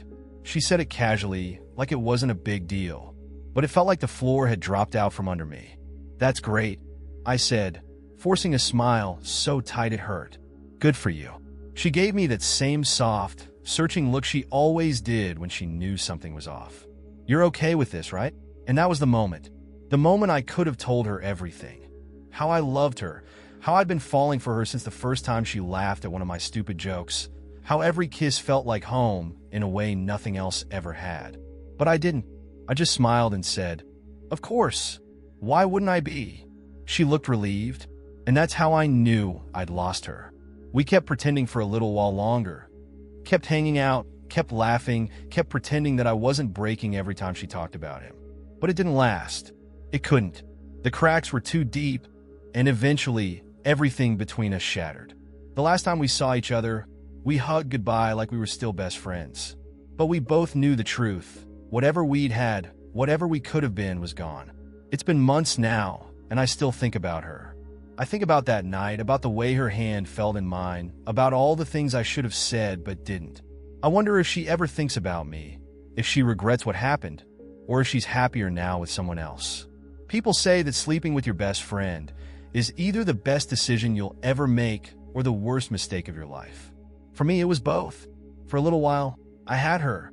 I had everything. And then, just like that, it was gone. Would I do it all over again? I don't know. Part of me wishes I'd never kissed her, that we'd stayed on the safe side of the line where everything made sense. But another part of me is grateful for every moment we had, even the ones that hurt. Because some people aren't meant to stay in your life forever. Some people are just meant to teach you something about yourself, to leave behind memories that ache in the best and worst ways. And even though it hurts, even though I'll probably always wonder what might have been, I'm still glad it happened. Because for a little while, she was mine. And even if I never have that again, at least I know what it feels like to love someone completely, without hesitation, without fear. And maybe, just maybe, that's enough. Or maybe it isn't. But either way, it's all I have. It all started at the gym. Now, before you roll your eyes, let me clarify. I know the gym is a terrible place to hit on someone. I swear I wasn't trying to pick anyone up. I was just trying to survive a Monday leg day without my knees filing for early retirement. But fate, and by fate I mean my overwhelming capacity for social failure, had other plans. So I'm there, struggling under the squat rack, looking less like a man working on his fitness and more like a human pretzel. I lock eyes briefly with this woman across the room while racking the bar. She's stretching, earbuds in, all zen-like and focused. You know that look? The "I'm here for my mental health and not your nonsense" kind of look? Yeah, that one. But for reasons I still can't explain, my brain decides that this glance wasn't just a glance. It was a sign, a cosmic invitation, as if the universe whispered in my ear, "Hey champ, now's your chance. Go ruin this peaceful moment." Now at this point, a normal person would have let it go. A glance is just a glance, right? But not me. No. I think, well, if I bump into her naturally at the water fountain, it won't be weird. I know. I can feel your cringe from here. But listen, I was committed. So I wait a few minutes, pretending to stretch in ways that no human should ever stretch, until she finally walks toward the water fountain. I leap up from the bench like a man possessed, timing it perfectly, or so I thought, and head toward the fountain too, my towel slung over my shoulder like I'm auditioning for a Gatorade commercial. She reaches the fountain first, fills her bottle, and steps aside just as I arrive. I flash a friendly smile, the kind you'd give if you were trying to convince a flight attendant you're sober enough to fly. "Hey," I say casually, as if this moment wasn't entirely orchestrated by desperation. She pulls out one earbud, giving me that cautious, polite look people reserve for strangers about to ask them for bus money. "Hi," she says, eyebrows raised. And here's where I go off script, because apparently, my brain thought a simple "how's your workout" was too basic. Instead, I nod toward her water bottle and say, "Hydration's important, right?" "Yup." That's my opening line. Not nice weather or killer workout today, but a fact we all learned in kindergarten. Hydration is important. She just kind of stares at me, blinking like she's trying to figure out if I'm flirting, conducting a public service announcement, or possibly in the middle of a stroke. Yeah, she replies slowly, clearly regretting every life choice that led her to this water fountain. But do I back off? Of course not. I'm in too deep. I pivot into the most awkward small talk imaginable. "So, are you training for something specific? Or just, general fitness?" She glances toward the dumbbell rack like it might offer her an escape route. "Just fitness," she says in the tone of someone who desperately wants to be anywhere else, including under a collapsing bench press. At this point, my inner voice is screaming, "Stop. Just stop. Walk away." But my mouth, oh no, it has other ideas. "Yeah, same here," I say, even though anyone looking at my noodle arms would know that's a lie. "Like day to day. Gotta love it, right?" She gives a tight-lipped smile, the kind you give a coworker who just asked if you're working hard or hardly working. Then, mercifully, she pops her earbud back in, muttering something that sounded like, "Okay, well, good luck." And that should have been it. A little awkward interaction, but nothing catastrophic. I could have walked away and lived my life. But fate, cruel mistress that she is, had other plans. You see, as she turns to leave, I realize that in my genius attempt to bump into her at the fountain, I'd left my water bottle back by the squat rack. But instead of letting it go like a normal human, I panic. My brain decides, no water bottle equals creepy, so I fake filling up an invisible bottle. That's right, I'm on filling up a water bottle that did not exist. I twist an imaginary cap back on, give a little satisfied nod to no one in particular, and turn to leave like, yep, just me and my imaginary hydration vessel. Everything's fine here. Out of the corner of my eye, I catch her glance back at me, her face a mix of confusion and secondhand embarrassment. I swear I saw her mouth the words, "What the F, *CK," to herself as she walked away. And honestly, fair. But wait, it gets worse. Just as I'm fleeing the scene, towel over my shoulder, I step on the edge of my shoelace. I trip, stumble forward, and in one desperate attempt to stop myself from face-planting into the dumbbell rack, I grab the nearest thing for balance, which just so happens to be her shoulder. In slow motion, I watch her yank out her earbuds and whip around, eyes wide with the universal expression for "WTF are you doing?" "Oh my God, I am so sorry," I stammer, holding my hands up like I've just been caught trying to steal a car. "I tripped. I swear, I wasn't." She steps back, arms crossed, clearly waiting for me to stop talking, which is a shame because I was in full panic ramble mode. I mean, not that I was trying to, touch you. My shoelace. It's untied, and then, at this point, she just shakes her head, pops her earbuds back in, and walks away without a word. And honestly, I respect that. If I were her, I would have done the same thing. Maybe filed a restraining order for good measure. So yeah, lesson learned. If you ever think bumping into someone at the water fountain is a good idea, it's not. And for the love of all that is holy, if you leave your water bottle behind, just walk away. Don't fake fill the air. Nothing good comes from pretending to hydrate. A year after everything went down, I thought I was finally done thinking about him. The ghosts of that relationship had mostly faded, like old scars you barely notice unless the light hits just right. I was moving forward, or at least I thought I was. I had my little routines, Milo by my side, and friends who dragged me out for drinks whenever I started disappearing into my own head. Life was good. Not extraordinary, not terrible, just good. Then I got an invitation in the mail. A wedding invitation. At first, I didn't recognize the name. It was one of those fancy, cream-colored envelopes, tied with a gold ribbon that felt a little too showy. I opened it curious, and there it was, his name. And hers. They were getting married. My hand started shaking as I stared at the invitation. What the hell was this? Some kind of sick joke? I flipped it over, looking for, some explanation. Maybe a "just kidding" scrawled in tiny letters on the back. But nope. It was real. They had sent me an invitation, complete with a handwritten note. "I hope you'll come. It would mean a lot to both of us. No hard feelings?" The nerve of it. No hard feelings? Who does that? It wasn't just tone deaf. It was like they had vacuum sealed their guilt, slapped a bow on it, and shipped it express. For a split second, I considered showing up just to burn their perfect day to the ground. Walk down the aisle during the ceremony, raise a hand and say, "Yeah, I object because this clown cheated on me." But I didn't. I threw the invitation onto the coffee table and sat there, stewing in my disbelief. The anger started bubbling up, mixing with something I didn't want to admit was still there, hurt. Not because I wanted him back, God no, but because somehow he had the audacity to believe that we were fine. That I could just waltz into their picture-perfect life like a forgiving ex, smile politely, and clap while they exchanged vows. I wanted to scream. I wanted to cry. I wanted to burn that stupid invitation and forget I'd ever seen it. But instead, I just sat there, numb, staring at it like it held some secret code I couldn't crack. And then Milo whined. He pawed at my knee, his big brown eyes full of concern. And I realized something.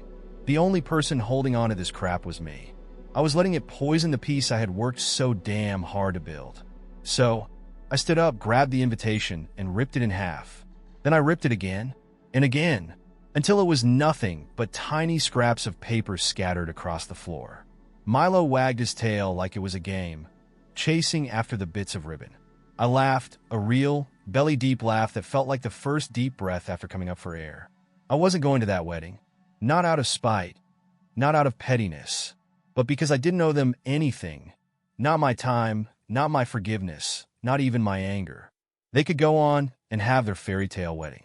Let them build their life on a foundation of lies and betrayal. That wasn't my burden to carry anymore. The next day, I blocked his number. I deleted old photos I'd been too sentimental to erase before. I cleaned out the last few reminders of him from my life. A hoodie he'd left behind, a couple of souvenirs from trips we'd taken. It was like clearing cobwebs out of an old room, making space for something new. A few weeks later, something unexpected happened. I was at a party with some friends. One of those casual get-togethers where everyone ends up squeezed onto couches, laughing over board games and cheap wine. When I met someone. His name was Alex.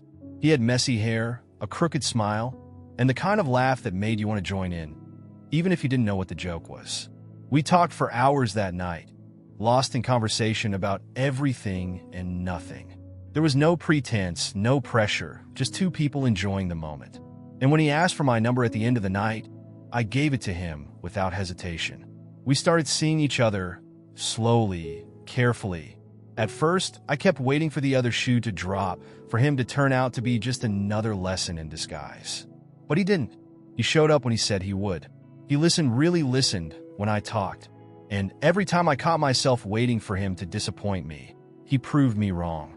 One night, as we sat on his balcony watching the city lights flicker in the distance, he looked over at me and said, "You know, I think people get love all wrong.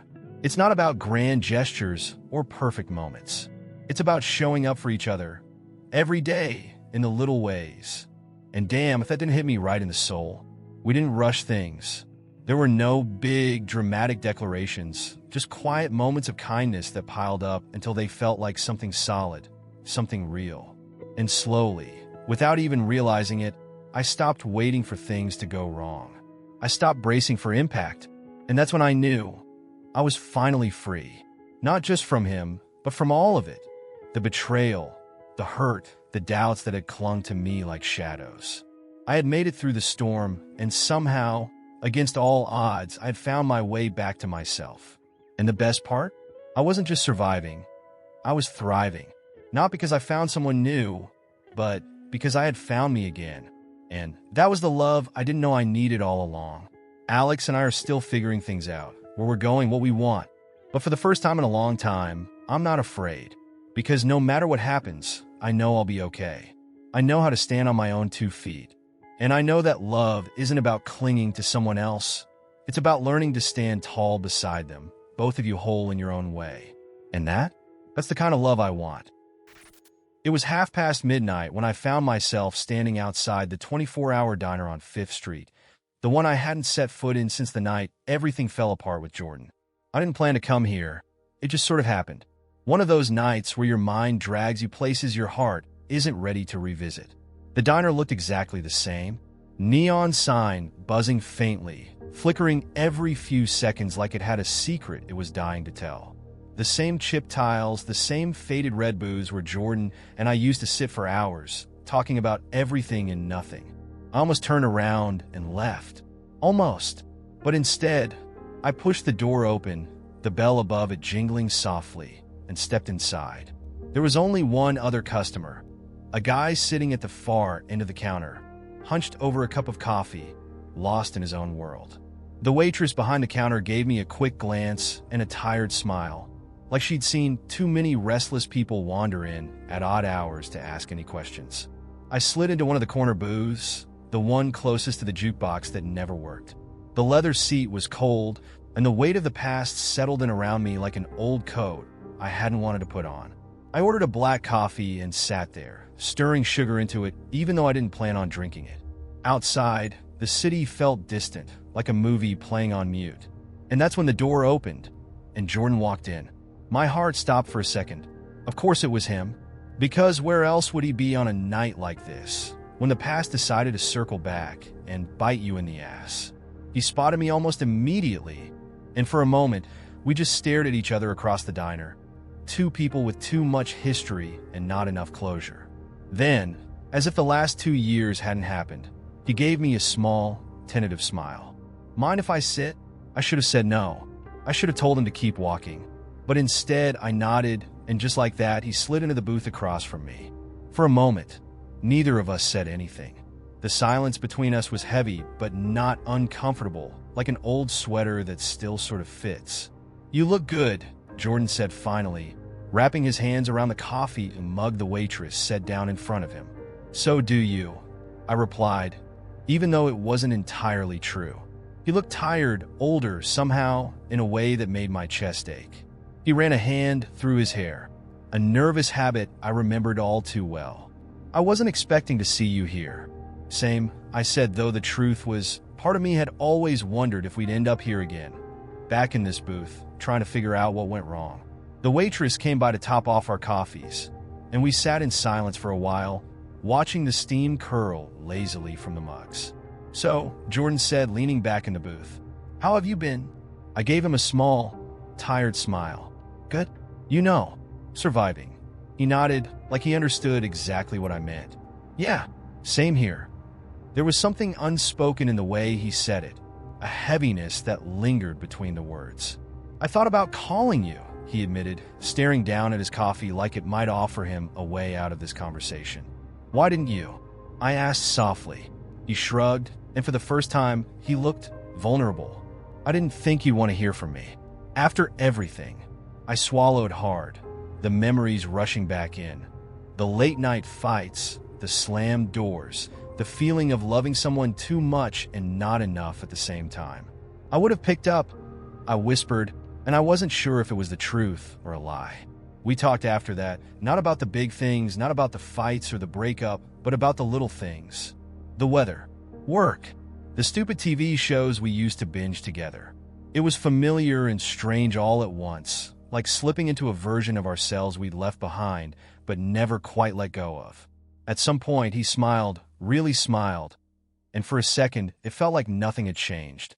When the conversation slowed, Jordan leaned forward, his elbows on the table, and asked the question I'd been waiting for. "Do you think we ever had a chance?" I looked at him, really looked at him, and felt that old ache settle in my chest. "I don't know," I said honestly. "Maybe we did, but we weren't ready." He nodded, like he'd already known the answer, but needed to hear it anyway. The night stretched on, the clock ticking toward dawn, and neither of us made a move to leave. We just sat there, side by side in the quiet glow of the diner, letting the past rest between us for the first time in years. "I'm glad I saw you tonight," Jordan said softly. "Me too," I whispered, and for the first time in a long while, it felt like the truth.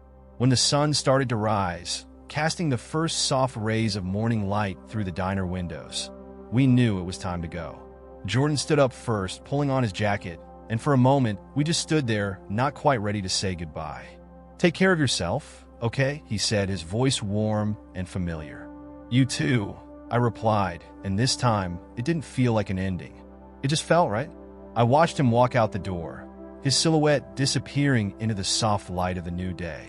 And for once, I didn't feel regret or sadness, just a quiet, steady kind of peace. Some people come back into your life for a reason. Others leave because they're supposed to. And sometimes, if you're lucky, you get a moment, just one moment, to say the things you never could before. And sometimes, that's enough. I finished my coffee, left a tip on the table, and stepped out into the morning air, the world waking up around me. And as I walked toward my car, the sky stretching wide and golden above me, it felt like maybe, just maybe, I was exactly where I needed to be. And for now, that was enough. It all started with a missing sock. Not just any sock, my favorite sock. Black with tiny embroidered pineapples. Don't ask me why it was my favorite. It just was. And when I couldn't find it this morning, something inside me snapped. I stood in the middle of the room, surrounded by a tornado of half-folded laundry, thinking, this is it. This is how my day goes off the rails. I tore through my dresser, rifled through laundry baskets, even checked under the couch because, hey, socks are sneaky like that. Nothing. Its twin was sitting sadly on top of the hamper, mocking me with its completeness. What was I supposed to do? Wear mismatched socks like some kind of chaos goblin? Absolutely not. For a second, I considered abandoning the search and just going barefoot. But no, this was personal now. That sock was in this apartment somewhere, and I was going to find it, even if it killed me. I did a sweep of the apartment, muttering to myself like a detective working a cold case. Bedroom, bathroom, laundry closet, no sign of the pineapple sock. I checked the dryer 3 times, each time hoping it would magically appear, but the sock gods were clearly not on my side today. I even looked in the fridge because honestly at this point, nothing felt impossible. Still nothing. I was about 5 minutes away from posting a missing sock flyer in my own building when I decided to take a break and regroup. I flopped onto the couch, emotionally drained, and stared at the ceiling, wondering why socks were so good at disappearing. Where do they go? Is there a secret sock dimension? Do they just dissolve into the universe, leaving only frustration in their wake? While I was busy contemplating the mysteries of the cosmos, my cat jumped onto the coffee table and gave me the kind of look that said, "You need a hobby." She stretched lazily, flicked her tail, and knocked over a stack of mail. Because, of course, that's her contribution to every situation. A single envelope slid off the table and fluttered to the floor. And that's when I saw it, tucked halfway under the couch, peeking out like it had been hiding from me this whole time. The sock. My heart raced. It wasn't just a sock anymore. It was justice. I scrambled off the couch, grabbed it triumphantly, and held it up like a trophy. It was a little wrinkled, sure, but it was intact. Victory was mine. I tossed it onto the bed next to its twin, feeling a strange sense of accomplishment. For a moment, life made sense again. The sock was back where it belonged. The world was in order, and I could finally get on with my day. But that feeling lasted approximately 10 seconds. Just long enough for me to realize that, in the midst of my sock hunt, I'd completely forgotten about the pot of coffee I'd left brewing in the kitchen. I sprinted into the kitchen, where the coffee pot was bubbling ominously, steam rising like a miniature volcano. I grabbed the handle, yanked the pot off the burner, and managed to spill half of it across the counter. Hot coffee sloshed over the edge, soaking through an old grocery receipt and forming a little pool that threatened to drip onto the floor. Of course, I muttered, grabbing the nearest dish towel and mopping up the mess as quickly as I could. The kitchen smelled like burnt coffee and poor decisions. I stood there for a moment, holding the damp, coffee-stained towel, and thought about the chain of events that had led me here. All of this for a sock. The cat, who had followed me into the kitchen purely to supervise, let out a little MRRP sound and rubbed against my leg, clearly impressed with my incompetence. I gave her a side eye, but scratched her head anyway. "We're both disasters," I muttered. "Don't act superior." I poured what little coffee was left into a mug, half a cup, maybe, and took a sip. It was lukewarm and tasted slightly like regret, but it was coffee. And at this point, I was just happy to have anything in the win column, however small. The rest of the morning passed uneventfully, which, honestly, was all I could ask for. I found my sock, I didn't burn the apartment down, and the cat hadn't destroyed anything too important. Not bad considering how things had started. As I sat on the couch, sipping the last of my sad coffee and scrolling through my phone, I thought about how ridiculous life can be sometimes. It's never the big things that break you. It's the small, stupid things, the missing sock, the spilled coffee, the cat knocking over your mail. These are the moments that unravel you, one thread at a time. But maybe that's the trick, learning to laugh at the chaos. Because really, what else can you do? Socks will always go missing. Coffee will always spill. And the cat will always look at you like you're an idiot, because, frankly, you are. I glanced at the bed, where the two pineapple socks now sat side by side, perfectly matched at last. For a moment, everything felt okay. Not perfect, not glamorous, just okay. And honestly, that was enough. The cat jumped onto the couch beside me, curling into a loaf shape and purring softly. I gave her a little nudge with my elbow. "We did it," I whispered, like finding the sock had been some kind of joint effort. She blinked at me slowly, unimpressed.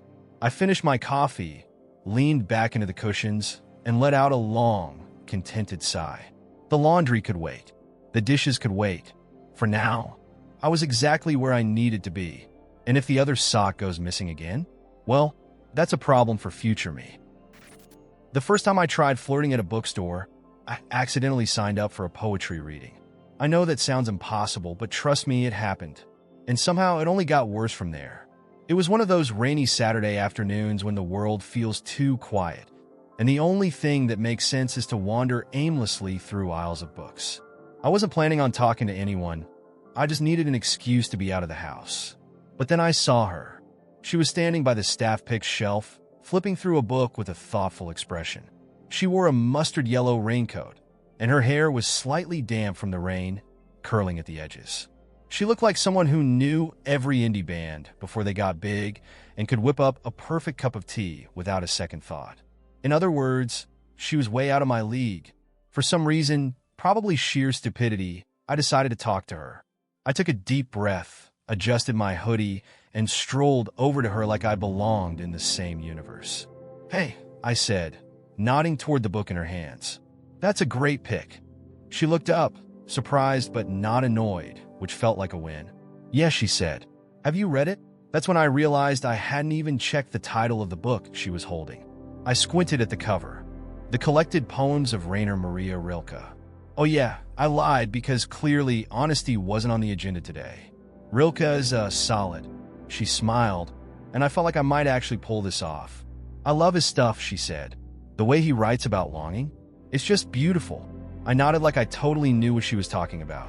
"Yeah, longing. That guy nailed it." She laughed softly, and for a moment, I thought I was in the clear. But then she tilted her head, studying me. "Are you here for the reading?" "The what?" I asked, already regretting whatever was about to happen. "The poetry reading," she said, nodding toward the back of the store. "It starts in like 10 minutes. Now, any sane person would have bowed out right there. But I was committed, or delusional. "Oh yeah, totally," I said, trying to sound casual. "I love poetry readings." "Cool," she said, her eyes lighting up. "They're always fun. Have you read at one before?" I froze. "Read?" "You know," she said, still smiling. "Like performed? Shared your own poems?" Now, at this point, I should have just come clean and admitted I had no idea what I was doing. But instead, I heard myself say, "Oh yeah, I dabble." Dabble? What the hell was I talking about? I hadn't written a poem since that one disastrous haiku I turned in for high school English class. But before I could back out, she grabbed my arm, grinning. "Come on," she said. "It'll be fun." And that's how I ended up being dragged to the back of the bookstore, where a small but enthusiastic crowd had gathered for the poetry reading. We sat down together, her looking excited, me looking like a man heading toward his own execution. A bookstore employee handed out little sign-up slips for anyone who wanted to read. Before I could politely decline, she nudged me with her elbow. "You're signing up, right?" she asked, smiling in that way people do when they have way too much faith in you. Now, I could have said no. I should have said no. But instead, I grabbed the sign-up slip and scribbled my name on it, hoping I'd pass out from nerves before it was my turn to read. The reading started, and the first few people were good. Like really good. One guy read a poem about the inevitability of time that made everyone in the room stare at the floor and rethink their life choices. Another person recited something in French, and everyone just nodded along like they totally understood it. Meanwhile, I was sitting there sweating through my hoodie, desperately trying to come up with a poem on the fly. I thought about faking a coughing fit to escape, but then I felt her lean closer. "You'll be great," she whispered, her eyes sparkling. And just like that, it was too late to back out. When they called my name, I stood up on shaky legs and made my way to the front, holding the empty notebook I'd grabbed from a shelf like a life preserver. Hey, I said, clearing my throat. "This is, something I just came up with. It's called Raincoat." The room went silent. Everyone was staring at me. I took a deep breath and started to improvise. Raincoat, yellow, like the sun I haven't seen in days. You keep the storm out, but let the warmth in. Pockets, too small for secrets, but big enough for hope. I paused, fully expecting someone to boo me off the stage. But to my surprise, the audience was quiet, thoughtful, even. "Raincoat," I continued, "you are more than fabric. You are a promise that even in the rain, I will not be alone." I looked up, and to my shock, people were actually smiling. I glanced over at her, and she was beaming, like I'd just recited the greatest love poem of all time. I stumbled through the rest of the poem, somehow not passing out from sheer panic. And when I finally sat back down, she leaned in close. "That was beautiful," she whispered, her voice warm and genuine. I stared at her, stunned. "You really think so?" "Yeah," she said, giving me that same heart-stopping smile. I loved it. We stayed for the rest of the reading, and afterward, as people filed out of the bookstore, she turned to me. "So, do you want to grab a coffee? Maybe tell me more about your poetry." I blinked, still trying to process the fact that I hadn't been thrown out for making up a poem on the spot. "Yeah," I said, grinning like an idiot. "I'd love that." As we walked out into the rain together, her in that perfect yellow raincoat, me still high on adrenaline, I thought maybe I should start writing poetry for real. Because sometimes, even the worst ideas can lead to something unexpectedly wonderful. It always starts the same. This time will be different. I wasn't even supposed to be out. I told myself firmly that I'd stay in, maybe order Thai food and watch something forgettable. But then the group chat lit up, buzzing with "you coming?" and "we need you out tonight. No excuses." And suddenly, the quiet night I'd planned felt suffocating. Before I could stop myself, I was in front of the mirror, swiping on lipstick and pulling on a dress that fit too well to stay home. One drink, I told myself, just one, and then I'll leave. But that's the thing with these nights. They never end the way you think they will. The bar was one of those dimly lit places with worn leather booths and a playlist full of old-school R&B that made everyone feel cooler than they actually were. People clustered in groups, laughing too loudly, leaning into each other like the night would last forever. I scanned the room, feeling that familiar buzz in the air, the hum of possibilities waiting to unfold. And then I saw him. He was standing at the bar, hands tucked into the pockets of his dark jeans, his posture lazy and confident in that way people only pull off when they don't care who's watching. Messy hair, a little stubble, and a half-smile that looked like it belonged to someone who didn't need anything from anyone. He glanced my way, and when our eyes met, he didn't look away, just held my gaze for a beat longer than necessary, his grin shifting slightly, like we were already in on the same secret. And that was all it took, the flicker of attraction igniting into something I knew I couldn't resist. I found myself at the bar next to him, ordering a drink I didn't need just to see where this would go. "You always stare at strangers?" he asked, raising an eyebrow, but smiling like he already knew the answer. "Only when they're interesting." I shot back, feeling braver than usual. He laughed, a low sound that sent a warm ripple through me. And just like that, the game began. We talked for a while, and it felt easy. He wasn't trying too hard, no cheesy lines or forced charm. Just a guy talking to a girl, like it was the most natural thing in the world. I liked the way he leaned in just a little when I spoke, as if my words were worth hearing. I liked the way his eyes stayed on me, steady, like he wasn't in any hurry to be anywhere else. And when he finally asked, "Want to get out of here?" I didn't hesitate. We left without saying goodbye to anyone, stepping out into the cold night with our hands brushing, but not quite holding.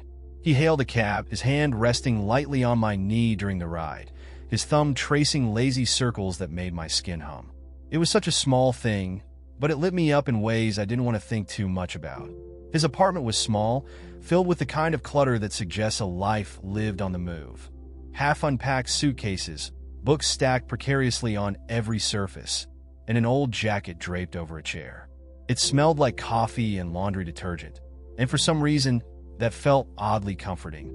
The moment the door clicked shut, we were on each other, kissing hard, hands moving fast, like we'd been waiting all night for this. It wasn't careful or planned.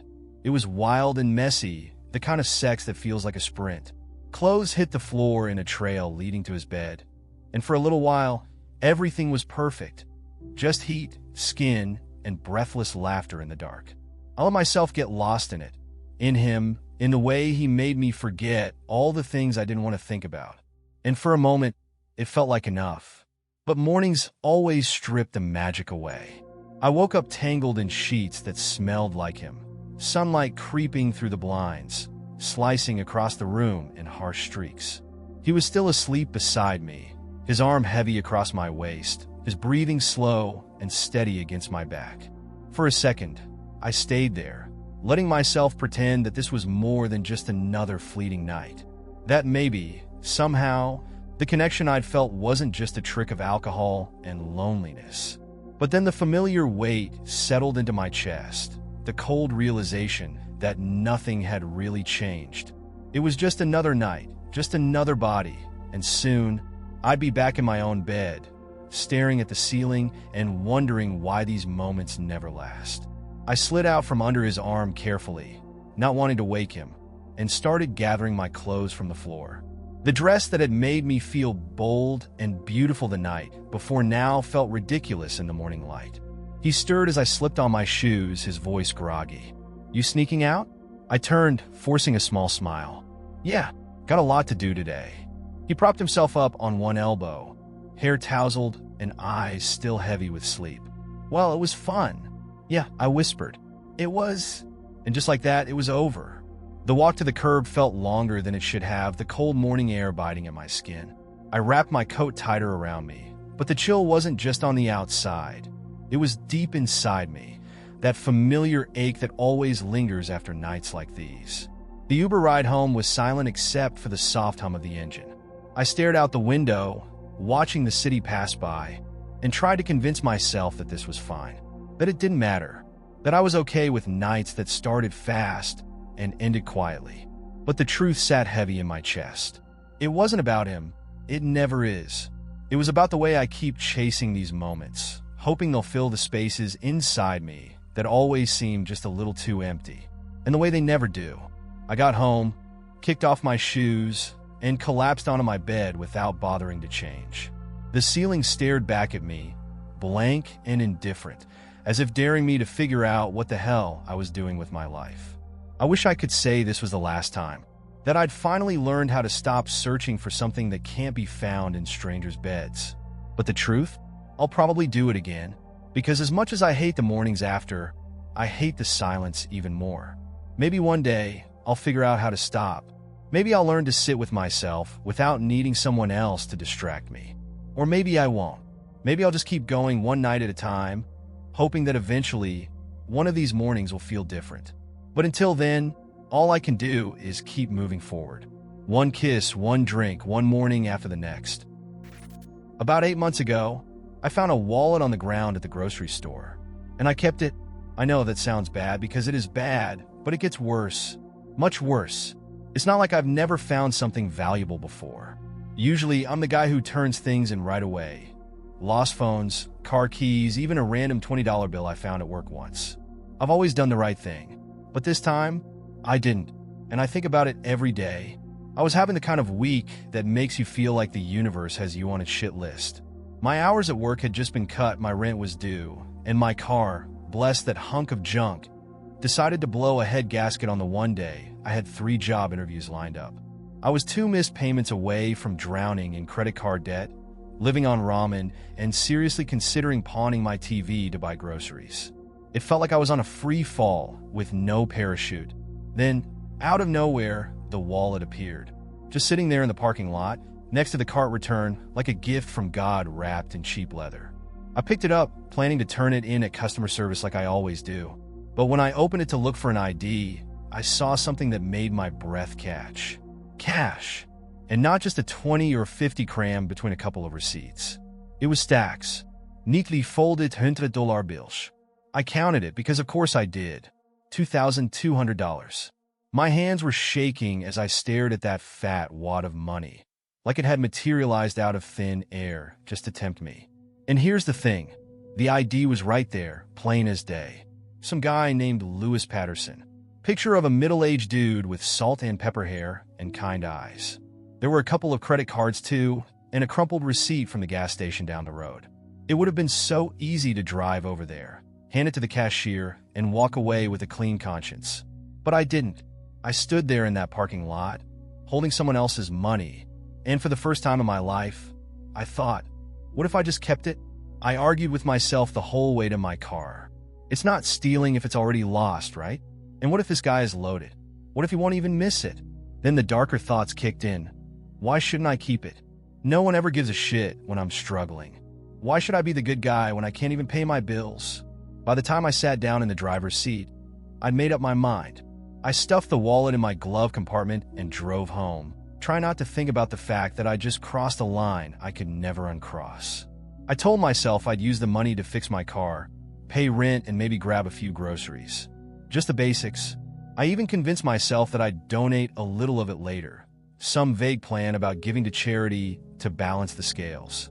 But that was a lie. The moment I spent the first $100 on gas, I knew I wasn't giving any of it back. And let me tell you, there's a weird kind of euphoria that comes with spending stolen money. The gas station clerk had no idea the bills I handed over weren't mine, and that gave me this strange, thrilling sense of power. I felt invisible, like I'd cheated the system somehow, like the universe had finally thrown me a bone for once. But then the paranoia set in. Every time my phone rang, I thought it was the cops. Every time I saw a random car parked near my building, I imagined it was someone looking for me. I started having nightmares where Lewis Patterson showed up at my door, demanding his money back, his voice cold and disappointed. I trusted someone like you to do the right thing. The guilt was like a shadow that followed me everywhere, creeping into the corners of my mind at the worst possible moments. And the worst part? The money didn't even fix anything. Sure, I paid my rent, fixed my car, and stocked my fridge for the first time in months. But none of it felt good. It was like trying to plug a sinking ship with paper towels. Temporary relief with disaster looming just beneath the surface. A couple of weeks later, I found the wallet again, tucked in my glove compartment, still holding Lewis Patterson's ID and credit cards. I never threw it away. I don't know why. Maybe I thought if I held on to it, I could pretend I hadn't done what I did, like I could still go back and return it, and everything would be okay. But I never did. Then one night I got curious. I searched his name on Facebook. There he was, Lewis Patterson, in all his middle-aged, suburban glory. Family photos, vacation selfies, and posts about his dog, Baxter. He seemed like a genuinely good guy. Someone who probably worked hard for every dollar in that wallet. And that's when it hit me. This wasn't just some rich dude who wouldn't miss the money. This was a real person with a life, a family, and a story I didn't know. And I'd stolen from him. I wanted to throw up. For weeks, I thought about messaging him, telling him the truth, maybe even sending some of the money back in an envelope. But every time I started typing, I'd chicken out. What would I even say? Hey, Lewis, remember that time you lost $2,200? Yeah, that was me. Sorry about that. There's no coming back from something like that. So I did the only thing I could. I blocked him. I erased every trace of him from my search history and told myself to forget about it. But I haven't. I think about Lewis Patterson every time I open my wallet, every time I swipe my card at the grocery store, every time I fill my gas tank. And here's the kicker. I'm doing okay now. I got a better job, caught up on my bills, and even managed to put a little money in savings. But none of that matters because every dollar I spend feels tainted. Like, no matter how hard I work, I'll always be that guy who found a wallet full of cash and kept it. Some nights, I lie awake wondering what happened to him. Did he ever get that money back? Did it ruin his month? Or worse, his year? I'll never know. And that's the part that eats at me the most. Not the money, not even the guilt, but the not knowing. Maybe one day I'll confess. Write him a letter, explain everything, and hope for forgiveness. Or maybe I'll carry this secret to my grave, haunted by the ghost of $2,200 and the man I stole it from. All I know is this: sometimes life throws you a choice that feels impossible, and sometimes you make the wrong. This one is known as the senior hot tub incident, and it's a miracle nobody got expelled or electrocuted. It started as a joke, escalated into full-on madness, and ended with the entire faculty having a meltdown. The idea came from Matt, who was the kind of guy whose every thought was borderline criminal, but he always wore that innocent grin that made teachers think he's not a bad kid, just misunderstood. Matt was infamous for turning harmless ideas into full-blown disasters. So when he leaned over during homeroom and whispered, "What if we put a hot tub in the school courtyard?" we should have known something was about to go horribly wrong. At first, we thought he was kidding. "Matt," I said, "you can't just bring a hot tub into school." He grinned. "Why not?" We all laughed it off, because obviously that wasn't going to happen. Except, Matt wasn't joking. Not even a little. By the end of the day, he had roped half the senior class into his scheme. And before I knew it, we were standing in the parking lot at midnight with a full-sized inflatable hot tub, a stolen extension cord, and exactly 0 brain cells between us. "This is happening," Matt said, rubbing his hands together like a mad scientist. We got to work sneaking the deflated hot tub through the gym entrance. The night janitor was on Matt's cousin's payroll.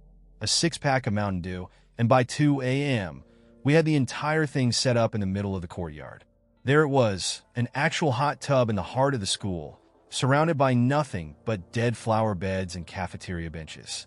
The only problem? We still needed water. Where are we supposed to get, like, 300 gallons of water? I asked, already regretting every choice that had led me to this point. Matt, without missing a beat, pointed toward the emergency fire hose mounted on the wall. "No," I said immediately. "No, absolutely not." "Yes," Matt whispered, eyes gleaming. "Yes." Before I could stop him, he yanked the hose off the wall, and water blasted out like we were trying to extinguish a 5-alarm blaze. The hot tub inflated as we filled it up, sloshing water everywhere. By the time we finished, the courtyard looked like it had been hit by a monsoon. But we didn't care. The tub was full, the water was warmish, and we were about to make history. Now, any reasonable group of teenagers would have called it a night. But we were not reasonable. "All right," Matt said, stripping down to his boxers. "Who's getting in?" That's how, at 3:30 a.m., I found myself sitting in an inflatable hot tub with 6 other seniors, drinking Capri Suns and blasting music from a Bluetooth speaker. We were laughing so hard it felt like we were about to drown. It was the dumbest, greatest night of our lives. And then the sprinklers turned on. The school had some ancient sprinkler system set to run automatically at night, and when those things kicked in, it was like the final boss of water. Jets sprayed us from every angle, soaking everything in sight. We tried to shield ourselves, but it was like getting hit with a fire hose from 8 directions at once. "Turn them OFF," someone screamed, but it was too late. The courtyard was flooded. The Bluetooth speaker short-circuited with a sad little pop, and one kid tried to make a run for it, only to slip and wipe out spectacularly into a puddle. We were still laughing when the school security lights flicked on. "Oh my God," Matt whispered. "We're dead." The doors to the gym slammed open, and there he was, Principal Thompson, dressed in a bathrobe, with a look on his face that said he was one bad decision away from quitting on the spot. "What?" he began, rubbing his eyes like he couldn't believe what he was seeing. "What the hell is this?" None of us knew what to say. We just sat there, shivering in our soggy hot tub, surrounded by puddles and debris, looking like the dumbest criminals on earth. Matt, of course, couldn't resist. "It's a water-based educational activity," he said with a straight face. Principal Thompson just stood there, blinking. For a moment, I thought he was going to explode. But instead, he did the last thing any of us expected. He started laughing. I'm talking full-on, uncontrollable belly laughter. He had to lean on the door frame to keep from collapsing. "I've been doing this job for 20 years, he gasped. "And this is the dumbest shit I've ever seen." At that point, even the sprinklers couldn't drown out our laughter. Thompson just shook his head, still chuckling, and muttered, "You idiots better be gone by the time the janitors show up." And just like that, he turned around and left. We spent the next half hour draining the hot tub and hauling it back to Matt's car. By the time we were done, the courtyard was a disaster zone. Soaked benches, overturned flower pots, and glittering puddles of Capri Sun. But we didn't care. We pulled it off. And the best part? Nobody ever got caught. The next day at school, rumors spread like wildfire. "Did you hear about the hot tub?" They say it was an elaborate prank by the swim team. Everyone had a different theory, but no one knew the truth. Not even the teachers. Principal Thompson kept his mouth shut too. Maybe because he knew that no punishment could top the sheer stupidity of what we'd done. And to this day, whenever someone mentions senior pranks, Matt just grins and says, "Hey, we raised the bar." And honestly, he's not wrong. This happened back when I was 17, just a dumb kid with too much time on my hands. My best friend, Matt, and I thought we were invincible back then. You know the type, two idiots with bikes, a pocket knife, and a whole summer to kill. We'd ride all over town, go fishing, build forts in the woods, and generally do things that would have made our parents lose their minds if they knew. One weekend, Matt had the brilliant idea to camp out in the old quarry on the edge of town. The place had been abandoned for decades, and no one really went out there anymore. It had this eerie reputation. People would say weird things happened there, but no one could agree on what. Some said it was haunted. Others claimed they saw strange lights in the sky. Matt and I thought it was just small-town bullshit. A perfect place for an adventure. So we packed up some snacks, a couple of sleeping bags, and one of those old metal flashlights that weighs about 10 pounds. The plan was to bike out there, set up camp, and come back before anyone knew we were gone. The ride out was easy enough, and we reached the quarry just as the sun was starting to set. The place was massive, jagged cliffs that dropped into a shallow pit filled with murky water. There was a strange beauty to it, though. Everything was still, like the world had paused just for us. We found a flat spot near the edge of the water and set up our little camp. The first hour or two was exactly what we'd hoped. Eating chips, making stupid jokes, and daring each other to explore deeper into the quarry. We threw rocks into the water and listened to the echoing splashes. Everything felt perfect. Until night fell. It got dark fast. The kind of dark where you can't see your hand in front of your face. Our flashlight barely made a dent in the blackness around us, and the temperature dropped sharply. We should have known better, should have left right then and there. But we were 17 and stupid, so instead, we stayed. At first, it was just little things. A twig snapping nearby, the sound of water rippling, even though neither of us had moved. I told myself it was just wildlife, raccoons or maybe a deer wandering by. Matt didn't seem worried, so I pushed the unease aside and tried to enjoy the night. Then we heard it, a splash, louder than before, like someone had thrown a boulder into the water. Matt and I looked at each other, wide-eyed. I shined the flashlight toward the edge of the water, but there was nothing. Just the surface of the quarry, still rippling from whatever had disturbed it. "Probably a fish," Matt said, but I could hear the doubt in his voice. I nodded, trying to act like I wasn't scared out of my mind. But then we heard it again, another splash, followed by the unmistakable sound of footsteps. Heavy, deliberate footsteps sloshing through the shallow water. And they were coming toward us. Matt grabbed the flashlight from me and shined it at the water's edge. "Hello," he called out, his voice cracking. No answer. Just those slow, wet steps getting closer and closer. "Let's go," I whispered, heart hammering in my chest. But Matt stood frozen, shining the beam back and forth. "I don't see anything," he whispered, his face pale. Then the flashlight flickered and went out. I swore under my breath and smacked it against my palm, but it wouldn't turn back on. We were plunged into total darkness. And in that darkness, we heard something breathing. It was low and raspy, like a sick old man struggling for air. And it was close. Too close. "Run!" I screamed, grabbing Matt by the arm. We didn't bother packing up. We just ran, blind, stumbling over rocks and roots, crashing through the underbrush. I could hear Matt gasping behind me, but I didn't slow down.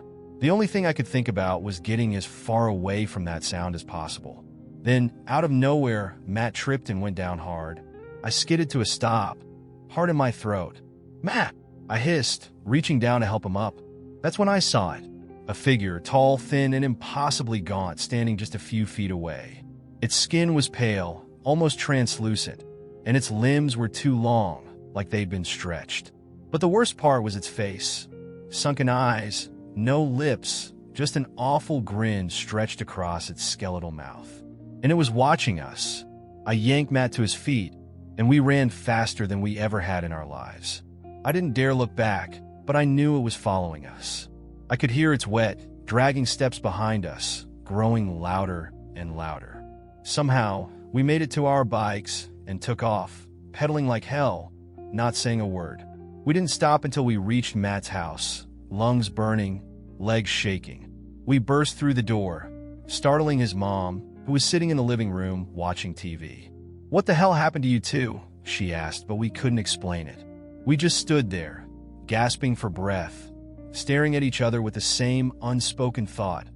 We were never going back to that quarry. The weirdest part? The next morning, Matt checked the local news out of curiosity. He found an old article about a boy who drowned in that quarry 20 years ago. They never found his body. To this day, I can't explain what we saw or heard that night. All I know is that something was out there, something that wasn't supposed to be. And sometimes, when it's really quiet, I swear I can still hear that raspy breathing. This happened a month ago. I've been trying to forget it, but it won't leave me alone. I don't think it ever will. It was supposed to be a normal weekend. My buddy Eric invited me to crash at his parents' cabin for a few nights. He said it would be just the two of us drinking beer, playing cards, and getting away from everything. I needed it. Work had been brutal, and I was desperate to unplug for a bit. I figured a weekend by the lake with no Wi-Fi would be perfect. The cabin was old, tucked deep in the woods, with no neighbors for miles. I'd been there a couple of times before, but something about it always gave me the creeps. Eric laughed it off whenever I mentioned it. "You're just a city kid," he'd say. "You're not used to real quiet." But this time felt different. We got there late Friday afternoon. The sun was already dipping low, and the trees cast long shadows across the gravel driveway. The cabin looked the same as always, peeling paint, creaky porch steps, but something about it felt heavier. Like the whole place had been waiting for us.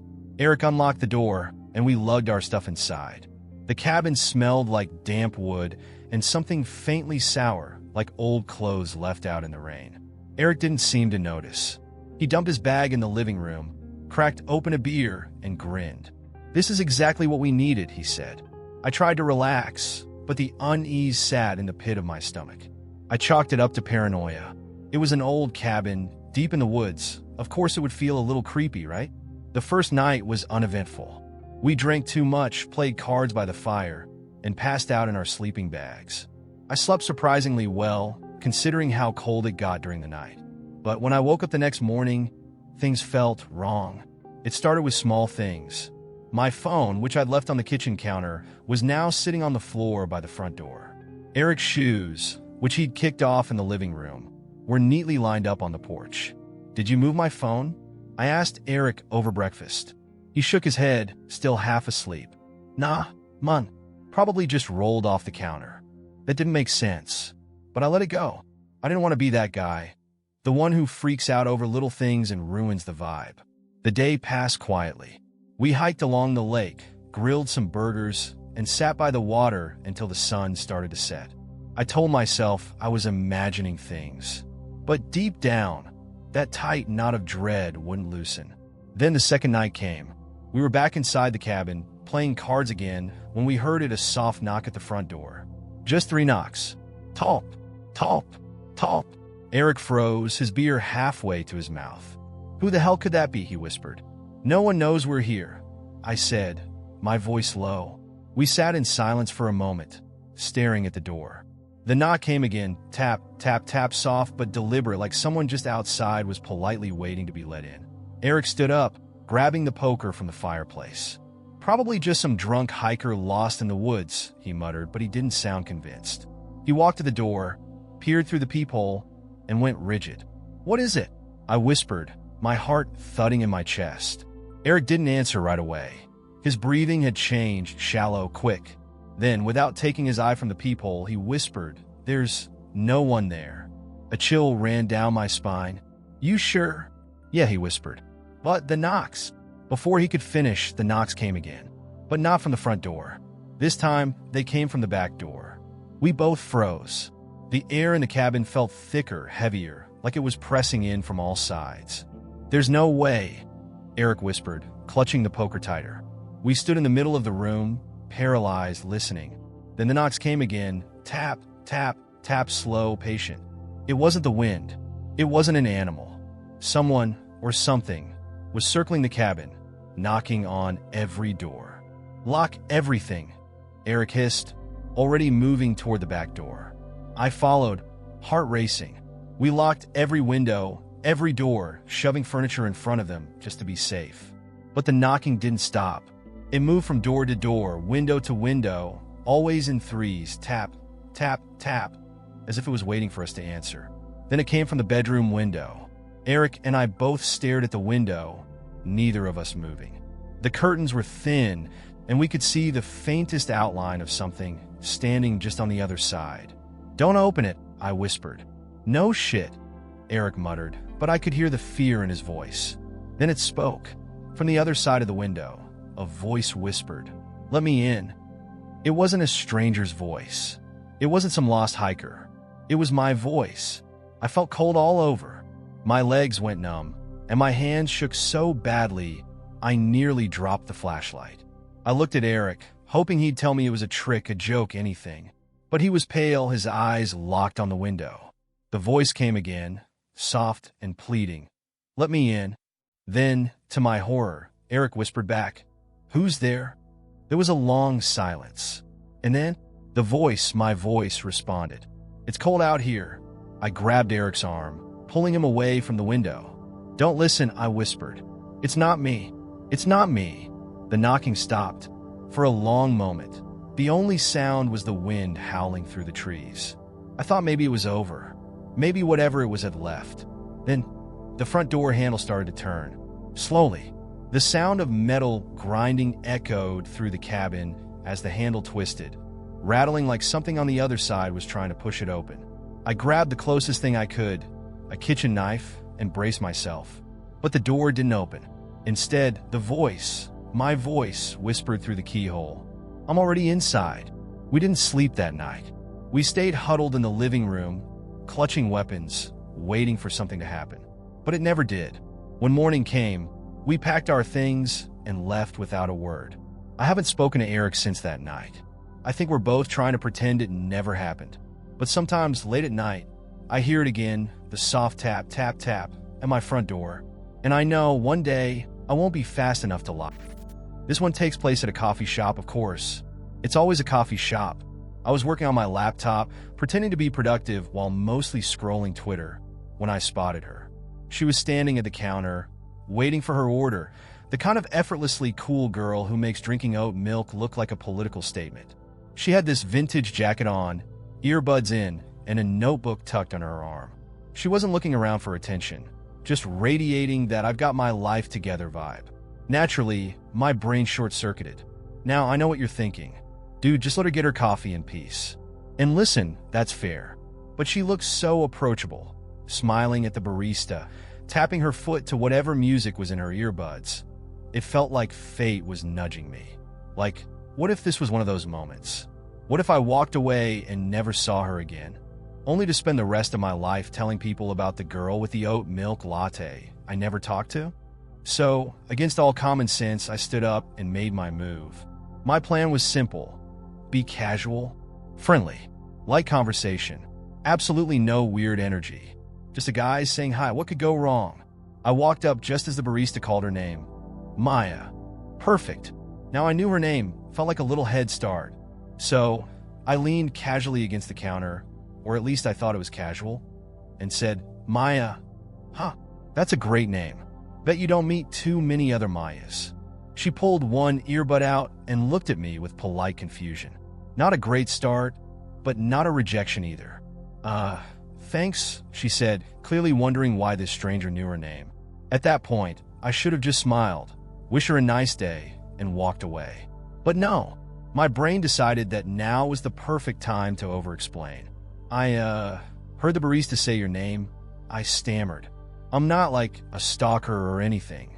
Yeah, I said that out loud. Her smile tightened into that forced kind of grin people give when they're contemplating if they need to call 911. But she gave me a tiny nod, clearly hoping that would end the interaction.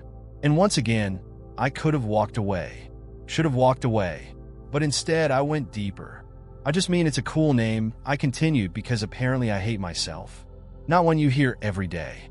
You must have really chill parents. She blinked, clearly baffled by my attempt to compliment her family lineage. Thanks.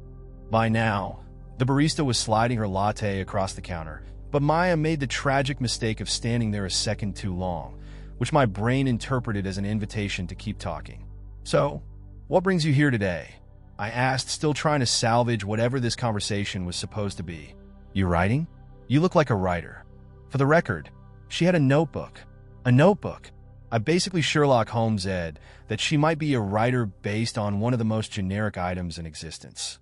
Her eyes narrowed slightly, and I could tell she was trying to decide if I was genuinely clueless or some sort of undercover lunatic.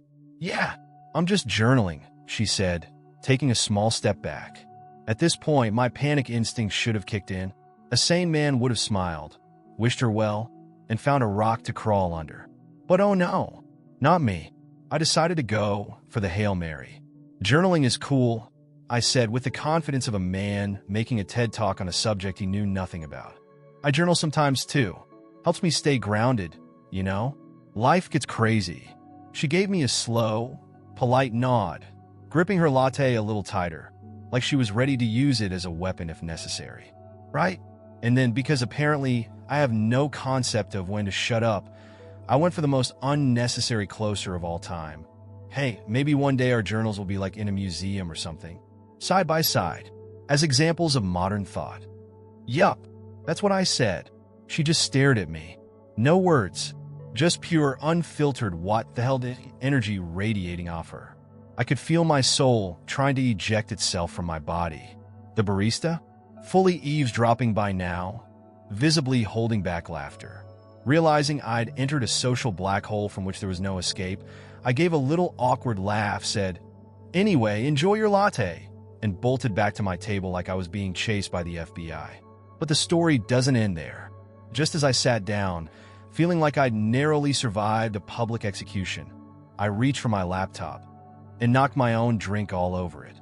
The iced coffee spilled in slow motion, drowning my keyboard while I stared, frozen, like a man watching his dreams evaporate. And guess who saw the whole thing? Yup, Maya. She glanced over, and for a split second, I swear I saw sympathy flicker across her face. But then she just smiled, an almost pitying smile, and walked out the door without a word. The barista couldn't hold it in anymore. He burst out laughing so hard that he nearly dropped a milk pitcher. So there I was, sitting in a puddle of iced coffee, laptop dead, pride obliterated, and the coolest girl I'd ever seen walking out of my life forever. And all I could think was, why didn't I just say hello like a normal person? Moral of the story? Sometimes the universe doesn't want you to talk to someone. Sometimes the universe just wants you to sit down, drink your coffee, and shut the hell up. It happened on a random Tuesday of all days. I was at the grocery store, tossing a box of cereal into my cart when I heard someone say my name. That voice, too familiar, too unexpected. I froze for a second, thinking maybe my mind was playing tricks on me. But when I turned around, there he was, him, the man I hadn't seen or spoken to since I told him to never contact me again. Standing there, right in front of the peanut butter aisle, with that same damn smirk that used to make my heart skip a beat, and now made my stomach churn. "Hey," he said, like we were old friends bumping into each other by chance. As if we didn't have a tangled mess of betrayal and heartbreak between us. As if he hadn't ripped my world apart and tried to patch it back together with empty apologies. I stared at him, clutching the cart like it was a lifeline. My mind raced through every possible reaction. Should I walk away? Scream? Throw a jar of peanut butter at his head? Instead, I did the most unexpected thing of all. I smiled. A small, polite smile, the kind you'd give a co-worker you barely remember. "Hey," I replied, my voice steady. The thing is, I didn't feel angry. I didn't feel anything. And that was the most surprising part. This person standing in front of me, he no longer had power over me. He was just someone I used to know. Someone who made mistakes. Someone I had outgrown. We stood there in awkward silence for a beat too long, until he cleared his throat and asked, "How have you been?" I shrugged. "Good. Really good." And I meant it. For the first time in a long time, I meant it. He nodded, looking down at the floor like a guilty kid caught with his hand in the cookie jar. "I'm glad," he said softly. "You deserve to be." There was a time when those words would have felt like a bomb, like some part of me needed his validation to move on. But now, they felt like a throwaway line in a conversation that didn't matter anymore. I didn't need his approval to be happy. I had built that happiness on my own. "Take care," I said, giving him a polite nod before pushing my cart down the aisle. And just like that, it was over. No drama, no lingering questions, no unresolved feelings. I left him standing there among jars of peanut butter, just another person from my past I no longer needed in my future. I walked out of the store feeling lighter, freer than I ever had before. Not because of him, but because of me, because I had learned the most important lesson of all. You don't have to wait for someone else to set you free. You can do it yourself. And I had. It started like most things with Nina, casual, unplanned, and a little reckless. We were always that way together. Best friends for years, the kind of friendship that blurred boundaries without breaking them. She was the person who knew every version of me, the good, the bad, and the messy in between. And I was hers. It wasn't supposed to be more than that. It was never supposed to go further. But the thing about boundaries is that they get harder to see the closer you stand to them. It happened one night in early spring. One of those nights where the air feels heavy with possibilities and nothing good ever comes from staying out too late. She texted me around 10:30. "Come over. I'm bored." So I went. I always did. When I got there, she was already halfway through a bottle of wine, curled up on the couch in her pajamas, barefoot and beautiful in the way that only Nina could be, completely unaware of it. She looked up, smiled, and just like that, the tension I didn't realize I'd been carrying all day slipped away. "Saved you a glass," she said, holding out the bottle. "Generous of you," I teased, sitting down next to her, close enough that our legs touched. We'd always been like that, comfortable in each other's space, in each other's lives. It was easy, too easy. We drank, talked, and laughed the way we always did, slipping into our usual rhythm.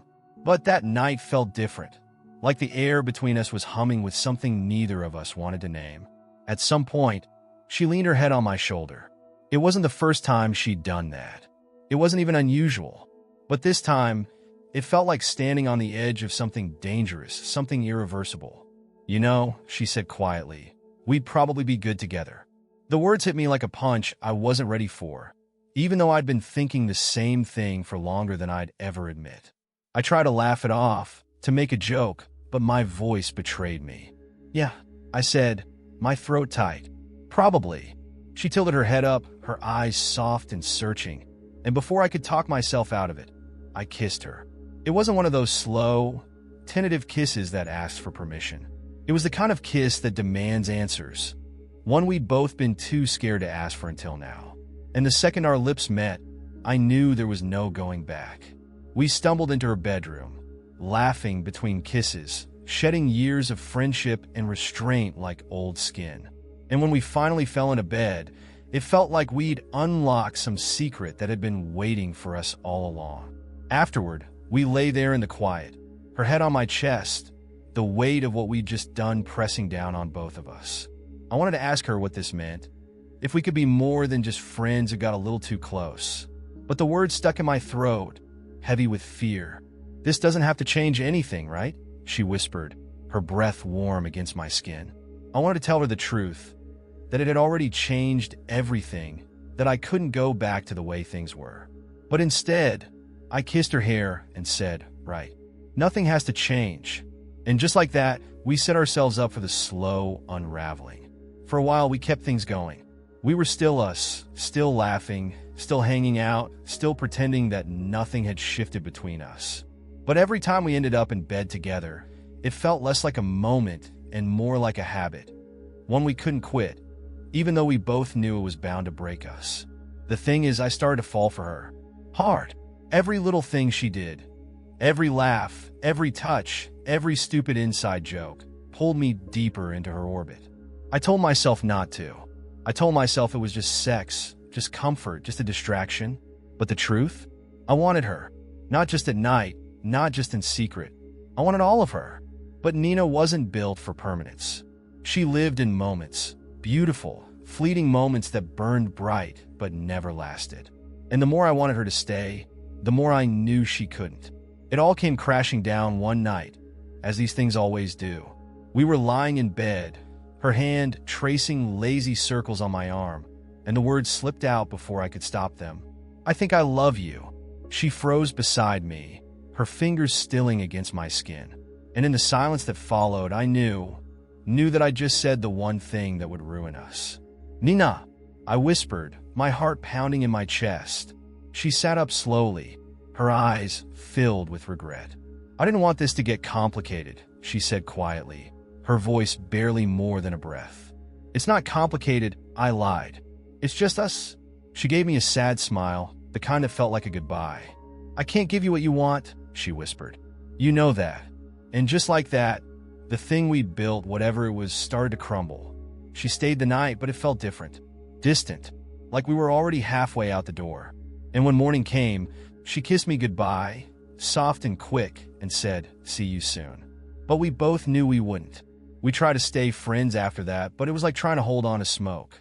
Every conversation felt forced, every laugh tinged with sadness. And slowly, painfully, we drifted apart. Not because we wanted to, but because we didn't know how to be anything else.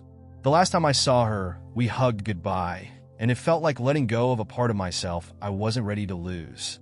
But I knew it was over, knew that whatever we'd had was gone, and there was no getting it back. It's been months now, and I still think about her. I still catch myself scrolling through old texts, rereading conversations that feel like lifetimes ago. I wonder if she ever thinks about me, if she misses what we had, even just a little. People say that sleeping with your best friend is either the best thing you'll ever do or the worst mistake you'll ever make. For me, it was both. For a little while, I had her, all of her. And even though it ended, even though it broke me in ways I wasn't ready for, I wouldn't take it back. Because some people aren't meant to stay forever. Some people are just passing through, leaving you with memories that ache in the best and worst ways. And even though it hurts, God, does it hurt, I'm grateful. Because for a little while, she was mine. And even if I never have that again, at least I know what it feels like to love someone with everything I have. And maybe, just maybe, that's enough. Or maybe it isn't. But either way, it's all I have. It was supposed to be casual. That's how these things always start, right? No expectations, no strings. Just two people enjoying each other's company for however long it lasts. I wasn't even looking for anything serious. I told myself I didn't need that kind of heartbreak again. But when I met him, something shifted. We matched on an app, started messaging back and forth, and it felt different. He wasn't like the others, the ones who text you, hey, and disappear for days, only to pop back in at 2 a.m. He was thoughtful, funny, curious. He asked questions that made me feel seen, like he actually wanted to know who I was beneath the surface. I found myself smiling at his texts, refreshing the app to see if he'd replied, catching myself thinking, maybe this is something. Our first date was supposed to be just drinks, but it turned into a 5-hour marathon. We moved from the bar to a diner, sitting across from each other with plates of pancakes at midnight, talking like we'd known each other for years. When he walked me to my car, there was this quiet moment where everything stood still. He smiled, tucked a loose strand of hair behind my ear, and said, I really like this. And for the first time in a long time, I thought maybe I don't have to run this time. The next few weeks were everything I didn't know I'd been craving. He'd text me good morning, ask me how my day was going, and actually listen when I answered. We'd meet up on weeknights, even when we were both exhausted, just to watch dumb TV shows and order takeout. It was easy in a way that made me think this could be real. But then, without warning, things started to shift. It wasn't obvious at first, just little things. He stopped texting me in the mornings, stopped calling just to hear my voice. The plans that used to come so naturally now felt like obligations. And every time I asked if he wanted to meet up, his answers grew more hesitant.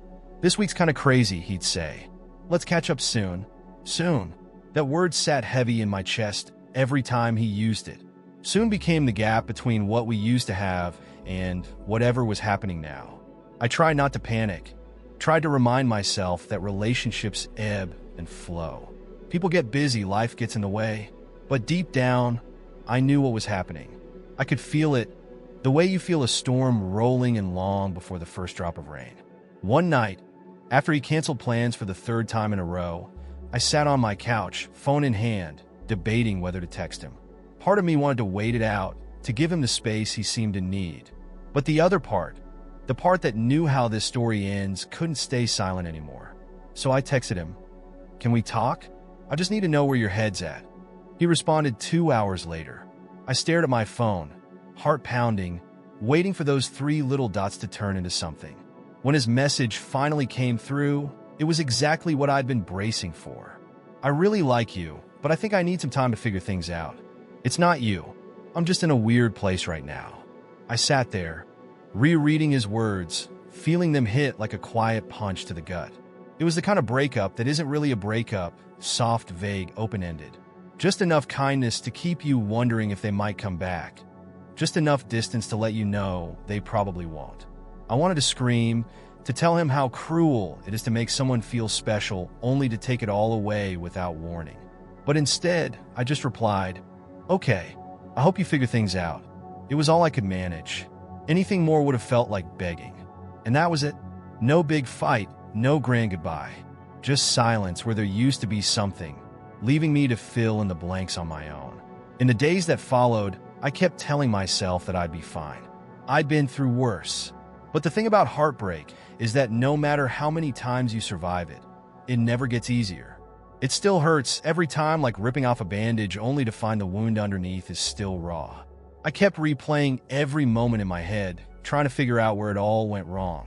But the truth is, sometimes people leave not because of anything you did, but because they weren't ready to stay. Some nights, I catch myself scrolling through our old texts, reading the messages from when everything still felt good. I wanted to understand how someone could go from making you feel like the center of their world to treating you like a passing thought. But there were no answers waiting for me in those messages. Just memories of something that had already slipped through my fingers. Eventually, I stopped checking my phone, stopped hoping for a text that would never come. The sadness didn't leave all at once. It faded slowly, like the way daylight slips into dusk, so gradually that you don't notice it's gone until you're sitting in the dark. I'd like to say I've moved on completely, that I'm wiser for the experience, but healing isn't a straight line. Some days, I feel like I'm finally free, like I've made peace with what happened. But other days, it sneaks up on me. I'll hear a song we used to listen to or walk past a place we went together, and for a moment, it feels like the wound has reopened. But here's what I've learned. I can survive it.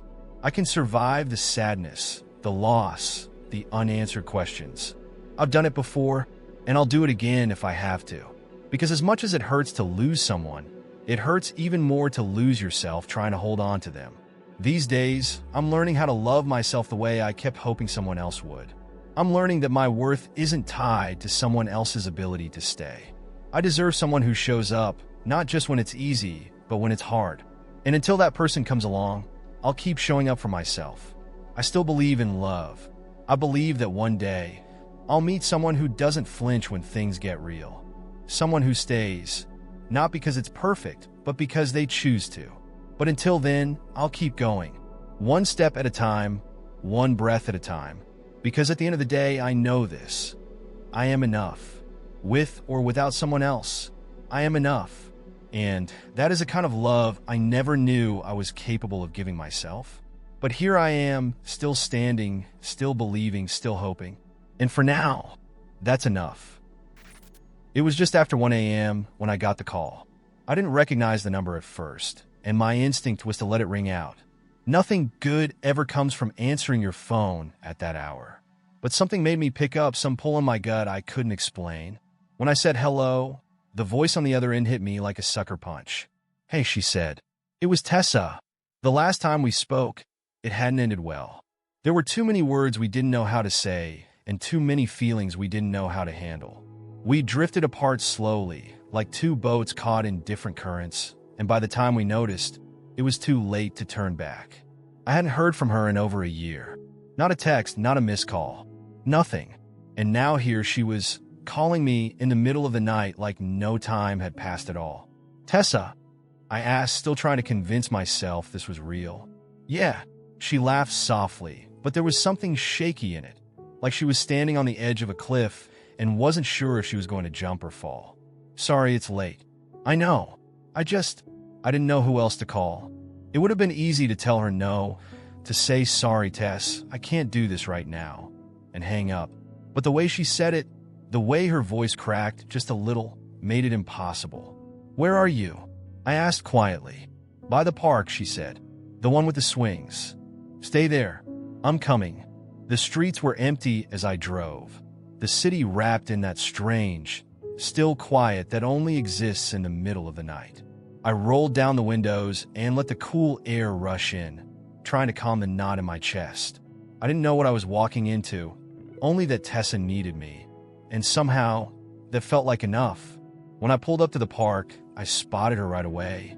She was sitting on one of the swings, her legs tucked up under her, rocking slowly back and forth. She looked smaller than I remembered, like all the weight she carried had finally caught up to her. I parked and walked over, my footsteps soft against the gravel. "Hey," I said, standing just a few feet away. She looked up at me, her eyes tired but warm, and gave me a half smile. "You came." "Of course I did," I said, like there had never been any other option. I sat down on the swing next to hers, the chains creaking softly under my weight. For a moment, we just sat there, letting the night settle around us like a blanket. "You okay?" I asked eventually. She gave a small shrug, her hands wrapped tightly around the chains. "Not really." I waited, letting her take her time. With Tessa, you couldn't push. She'd tell you what she needed to when she was ready. I didn't know where else to go," she said finally, her voice barely more than a whisper. "Everything feels so heavy." I knew that feeling. The kind that sits on your chest, making it hard to breathe, hard to think. Like the world is pressing down on you, and you're not sure how much longer you can hold it up. "I get it," I said quietly. "You don't have to do this alone, you know." She looked over at me, her eyes glimmering in the faint light of the street lamps. "I've missed you." I swallowed hard, the words settling somewhere deep in my chest. "I missed you too." We sat in silence for a while, the swings swaying gently beneath us. It wasn't the kind of silence that needed filling. It was the kind that reminded me of all the nights we'd spent exactly like this back when things between us were simple. Before life got complicated and we forgot how to be there for each other. "Do you think we messed it all up?" she asked suddenly, her voice small. I thought about it, about all the things we could have done differently.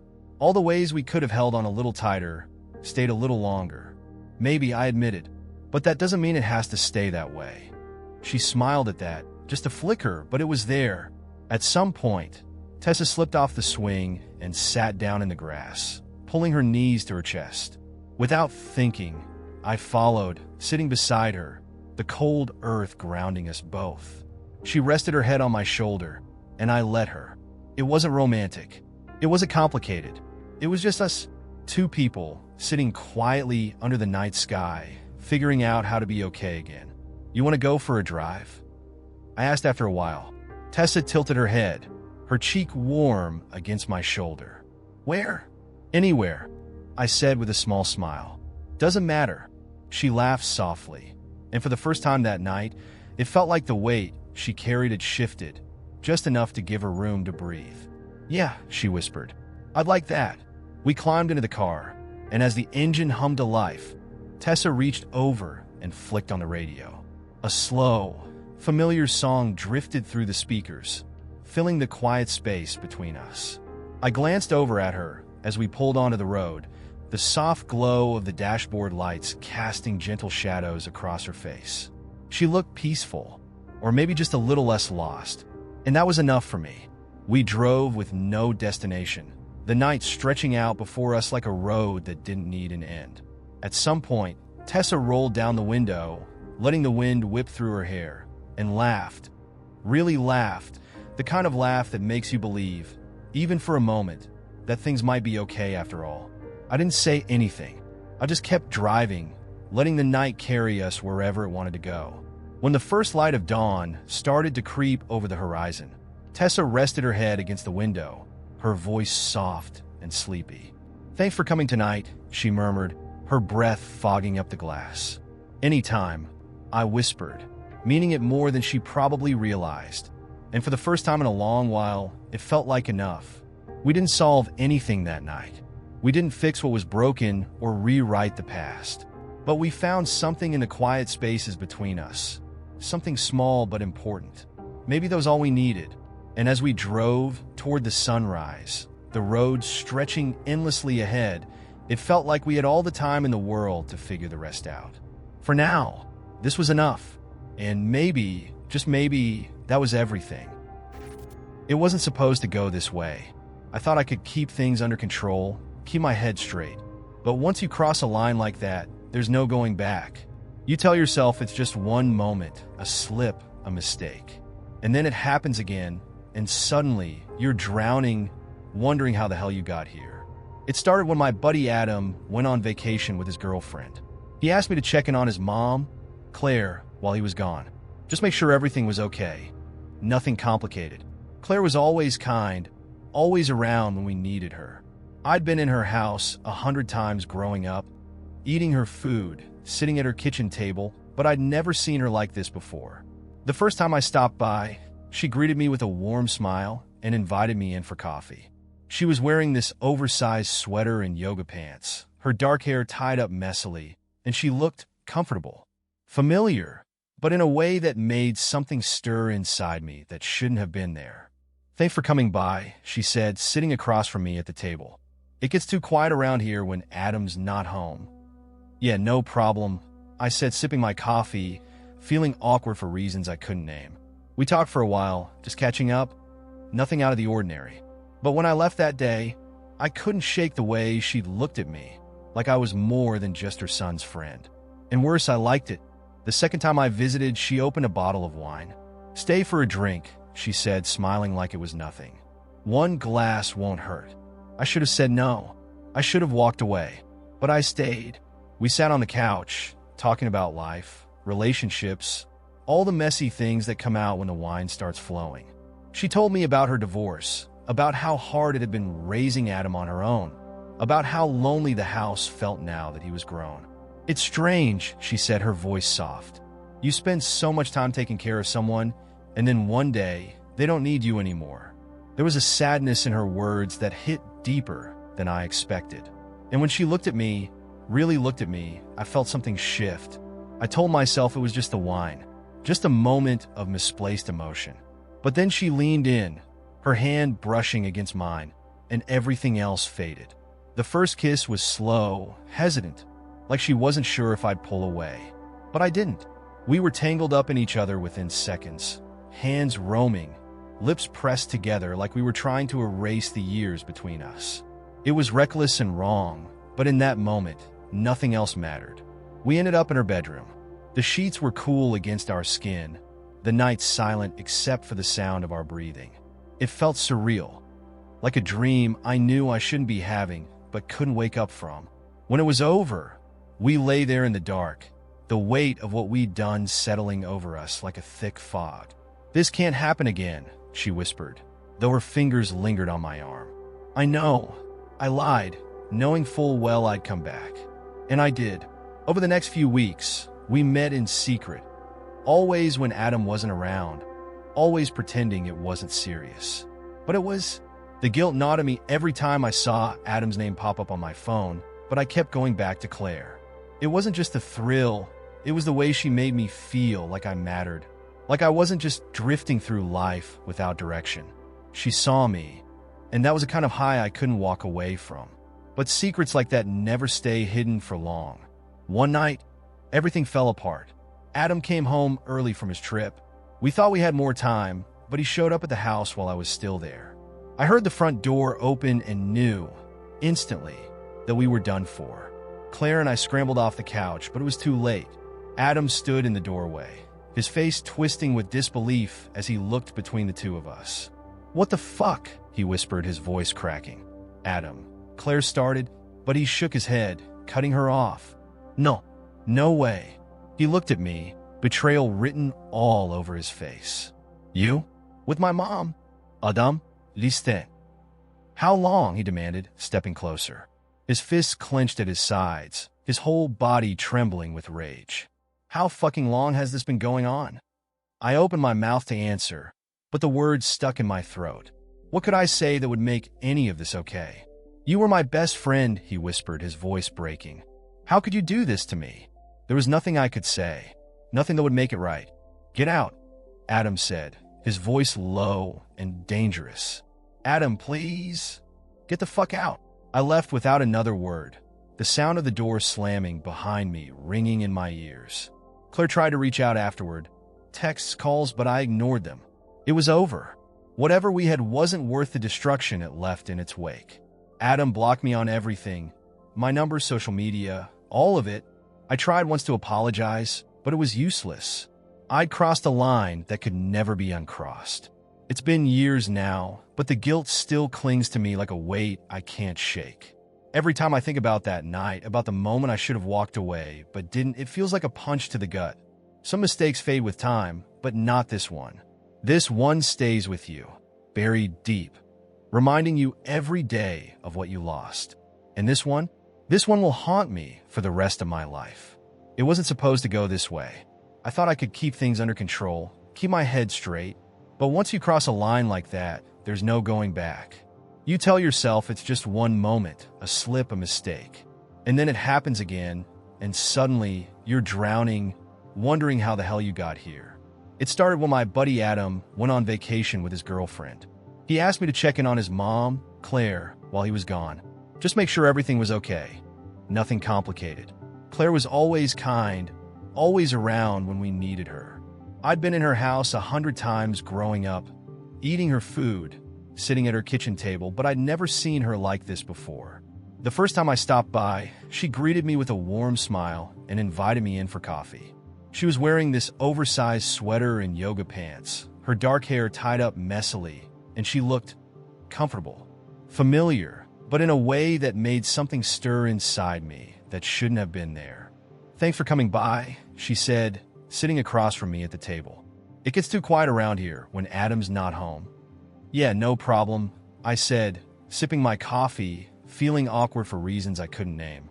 We talked for a while, just catching up, nothing out of the ordinary. But when I left that day, I couldn't shake the way she'd looked at me, like I was more than just her son's friend. And worse, I liked it. The second time I visited, she opened a bottle of wine. "Stay for a drink," she said, smiling like it was nothing. "One glass won't hurt." I should have said no. I should have walked away. But I stayed. We sat on the couch, talking about life, relationships, all the messy things that come out when the wine starts flowing. She told me about her divorce, about how hard it had been raising Adam on her own, about how lonely the house felt now that he was grown. "It's strange," she said, her voice soft. "You spend so much time taking care of someone, and then one day, they don't need you anymore." There was a sadness in her words that hit deeper than I expected. And when she looked at me, really looked at me, I felt something shift. I told myself it was just the wine, just a moment of misplaced emotion. But then she leaned in, her hand brushing against mine, and everything else faded. The first kiss was slow, hesitant, like she wasn't sure if I'd pull away. But I didn't.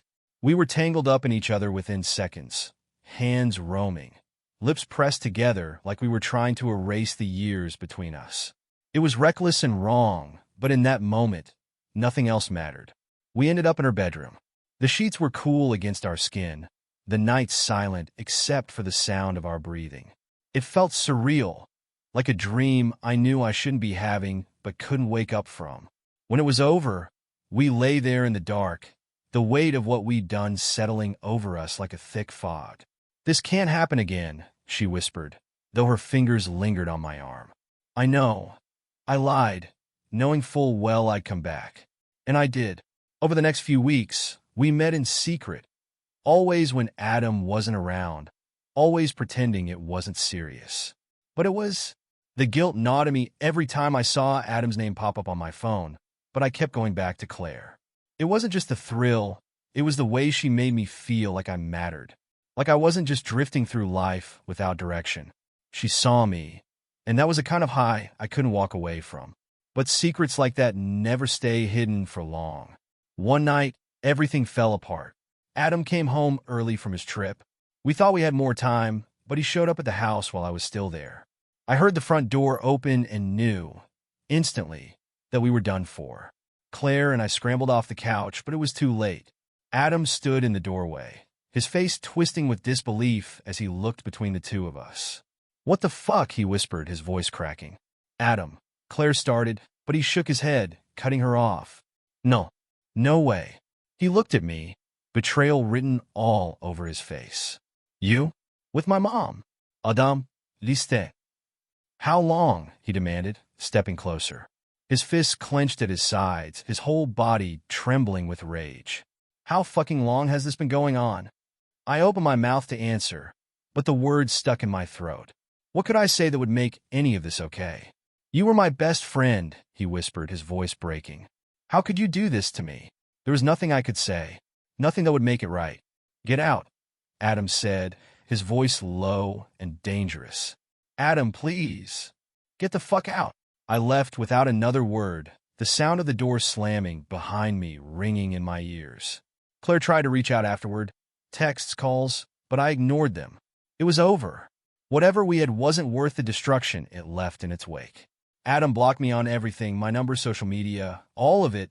I tried once to apologize, but it was useless. I'd crossed a line that could never be uncrossed. It's been years now, but the guilt still clings to me like a weight I can't shake.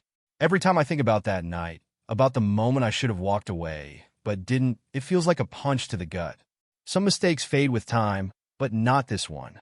This one stays with you, buried deep, reminding you every day of what you lost. And this one will haunt me for the rest of my life.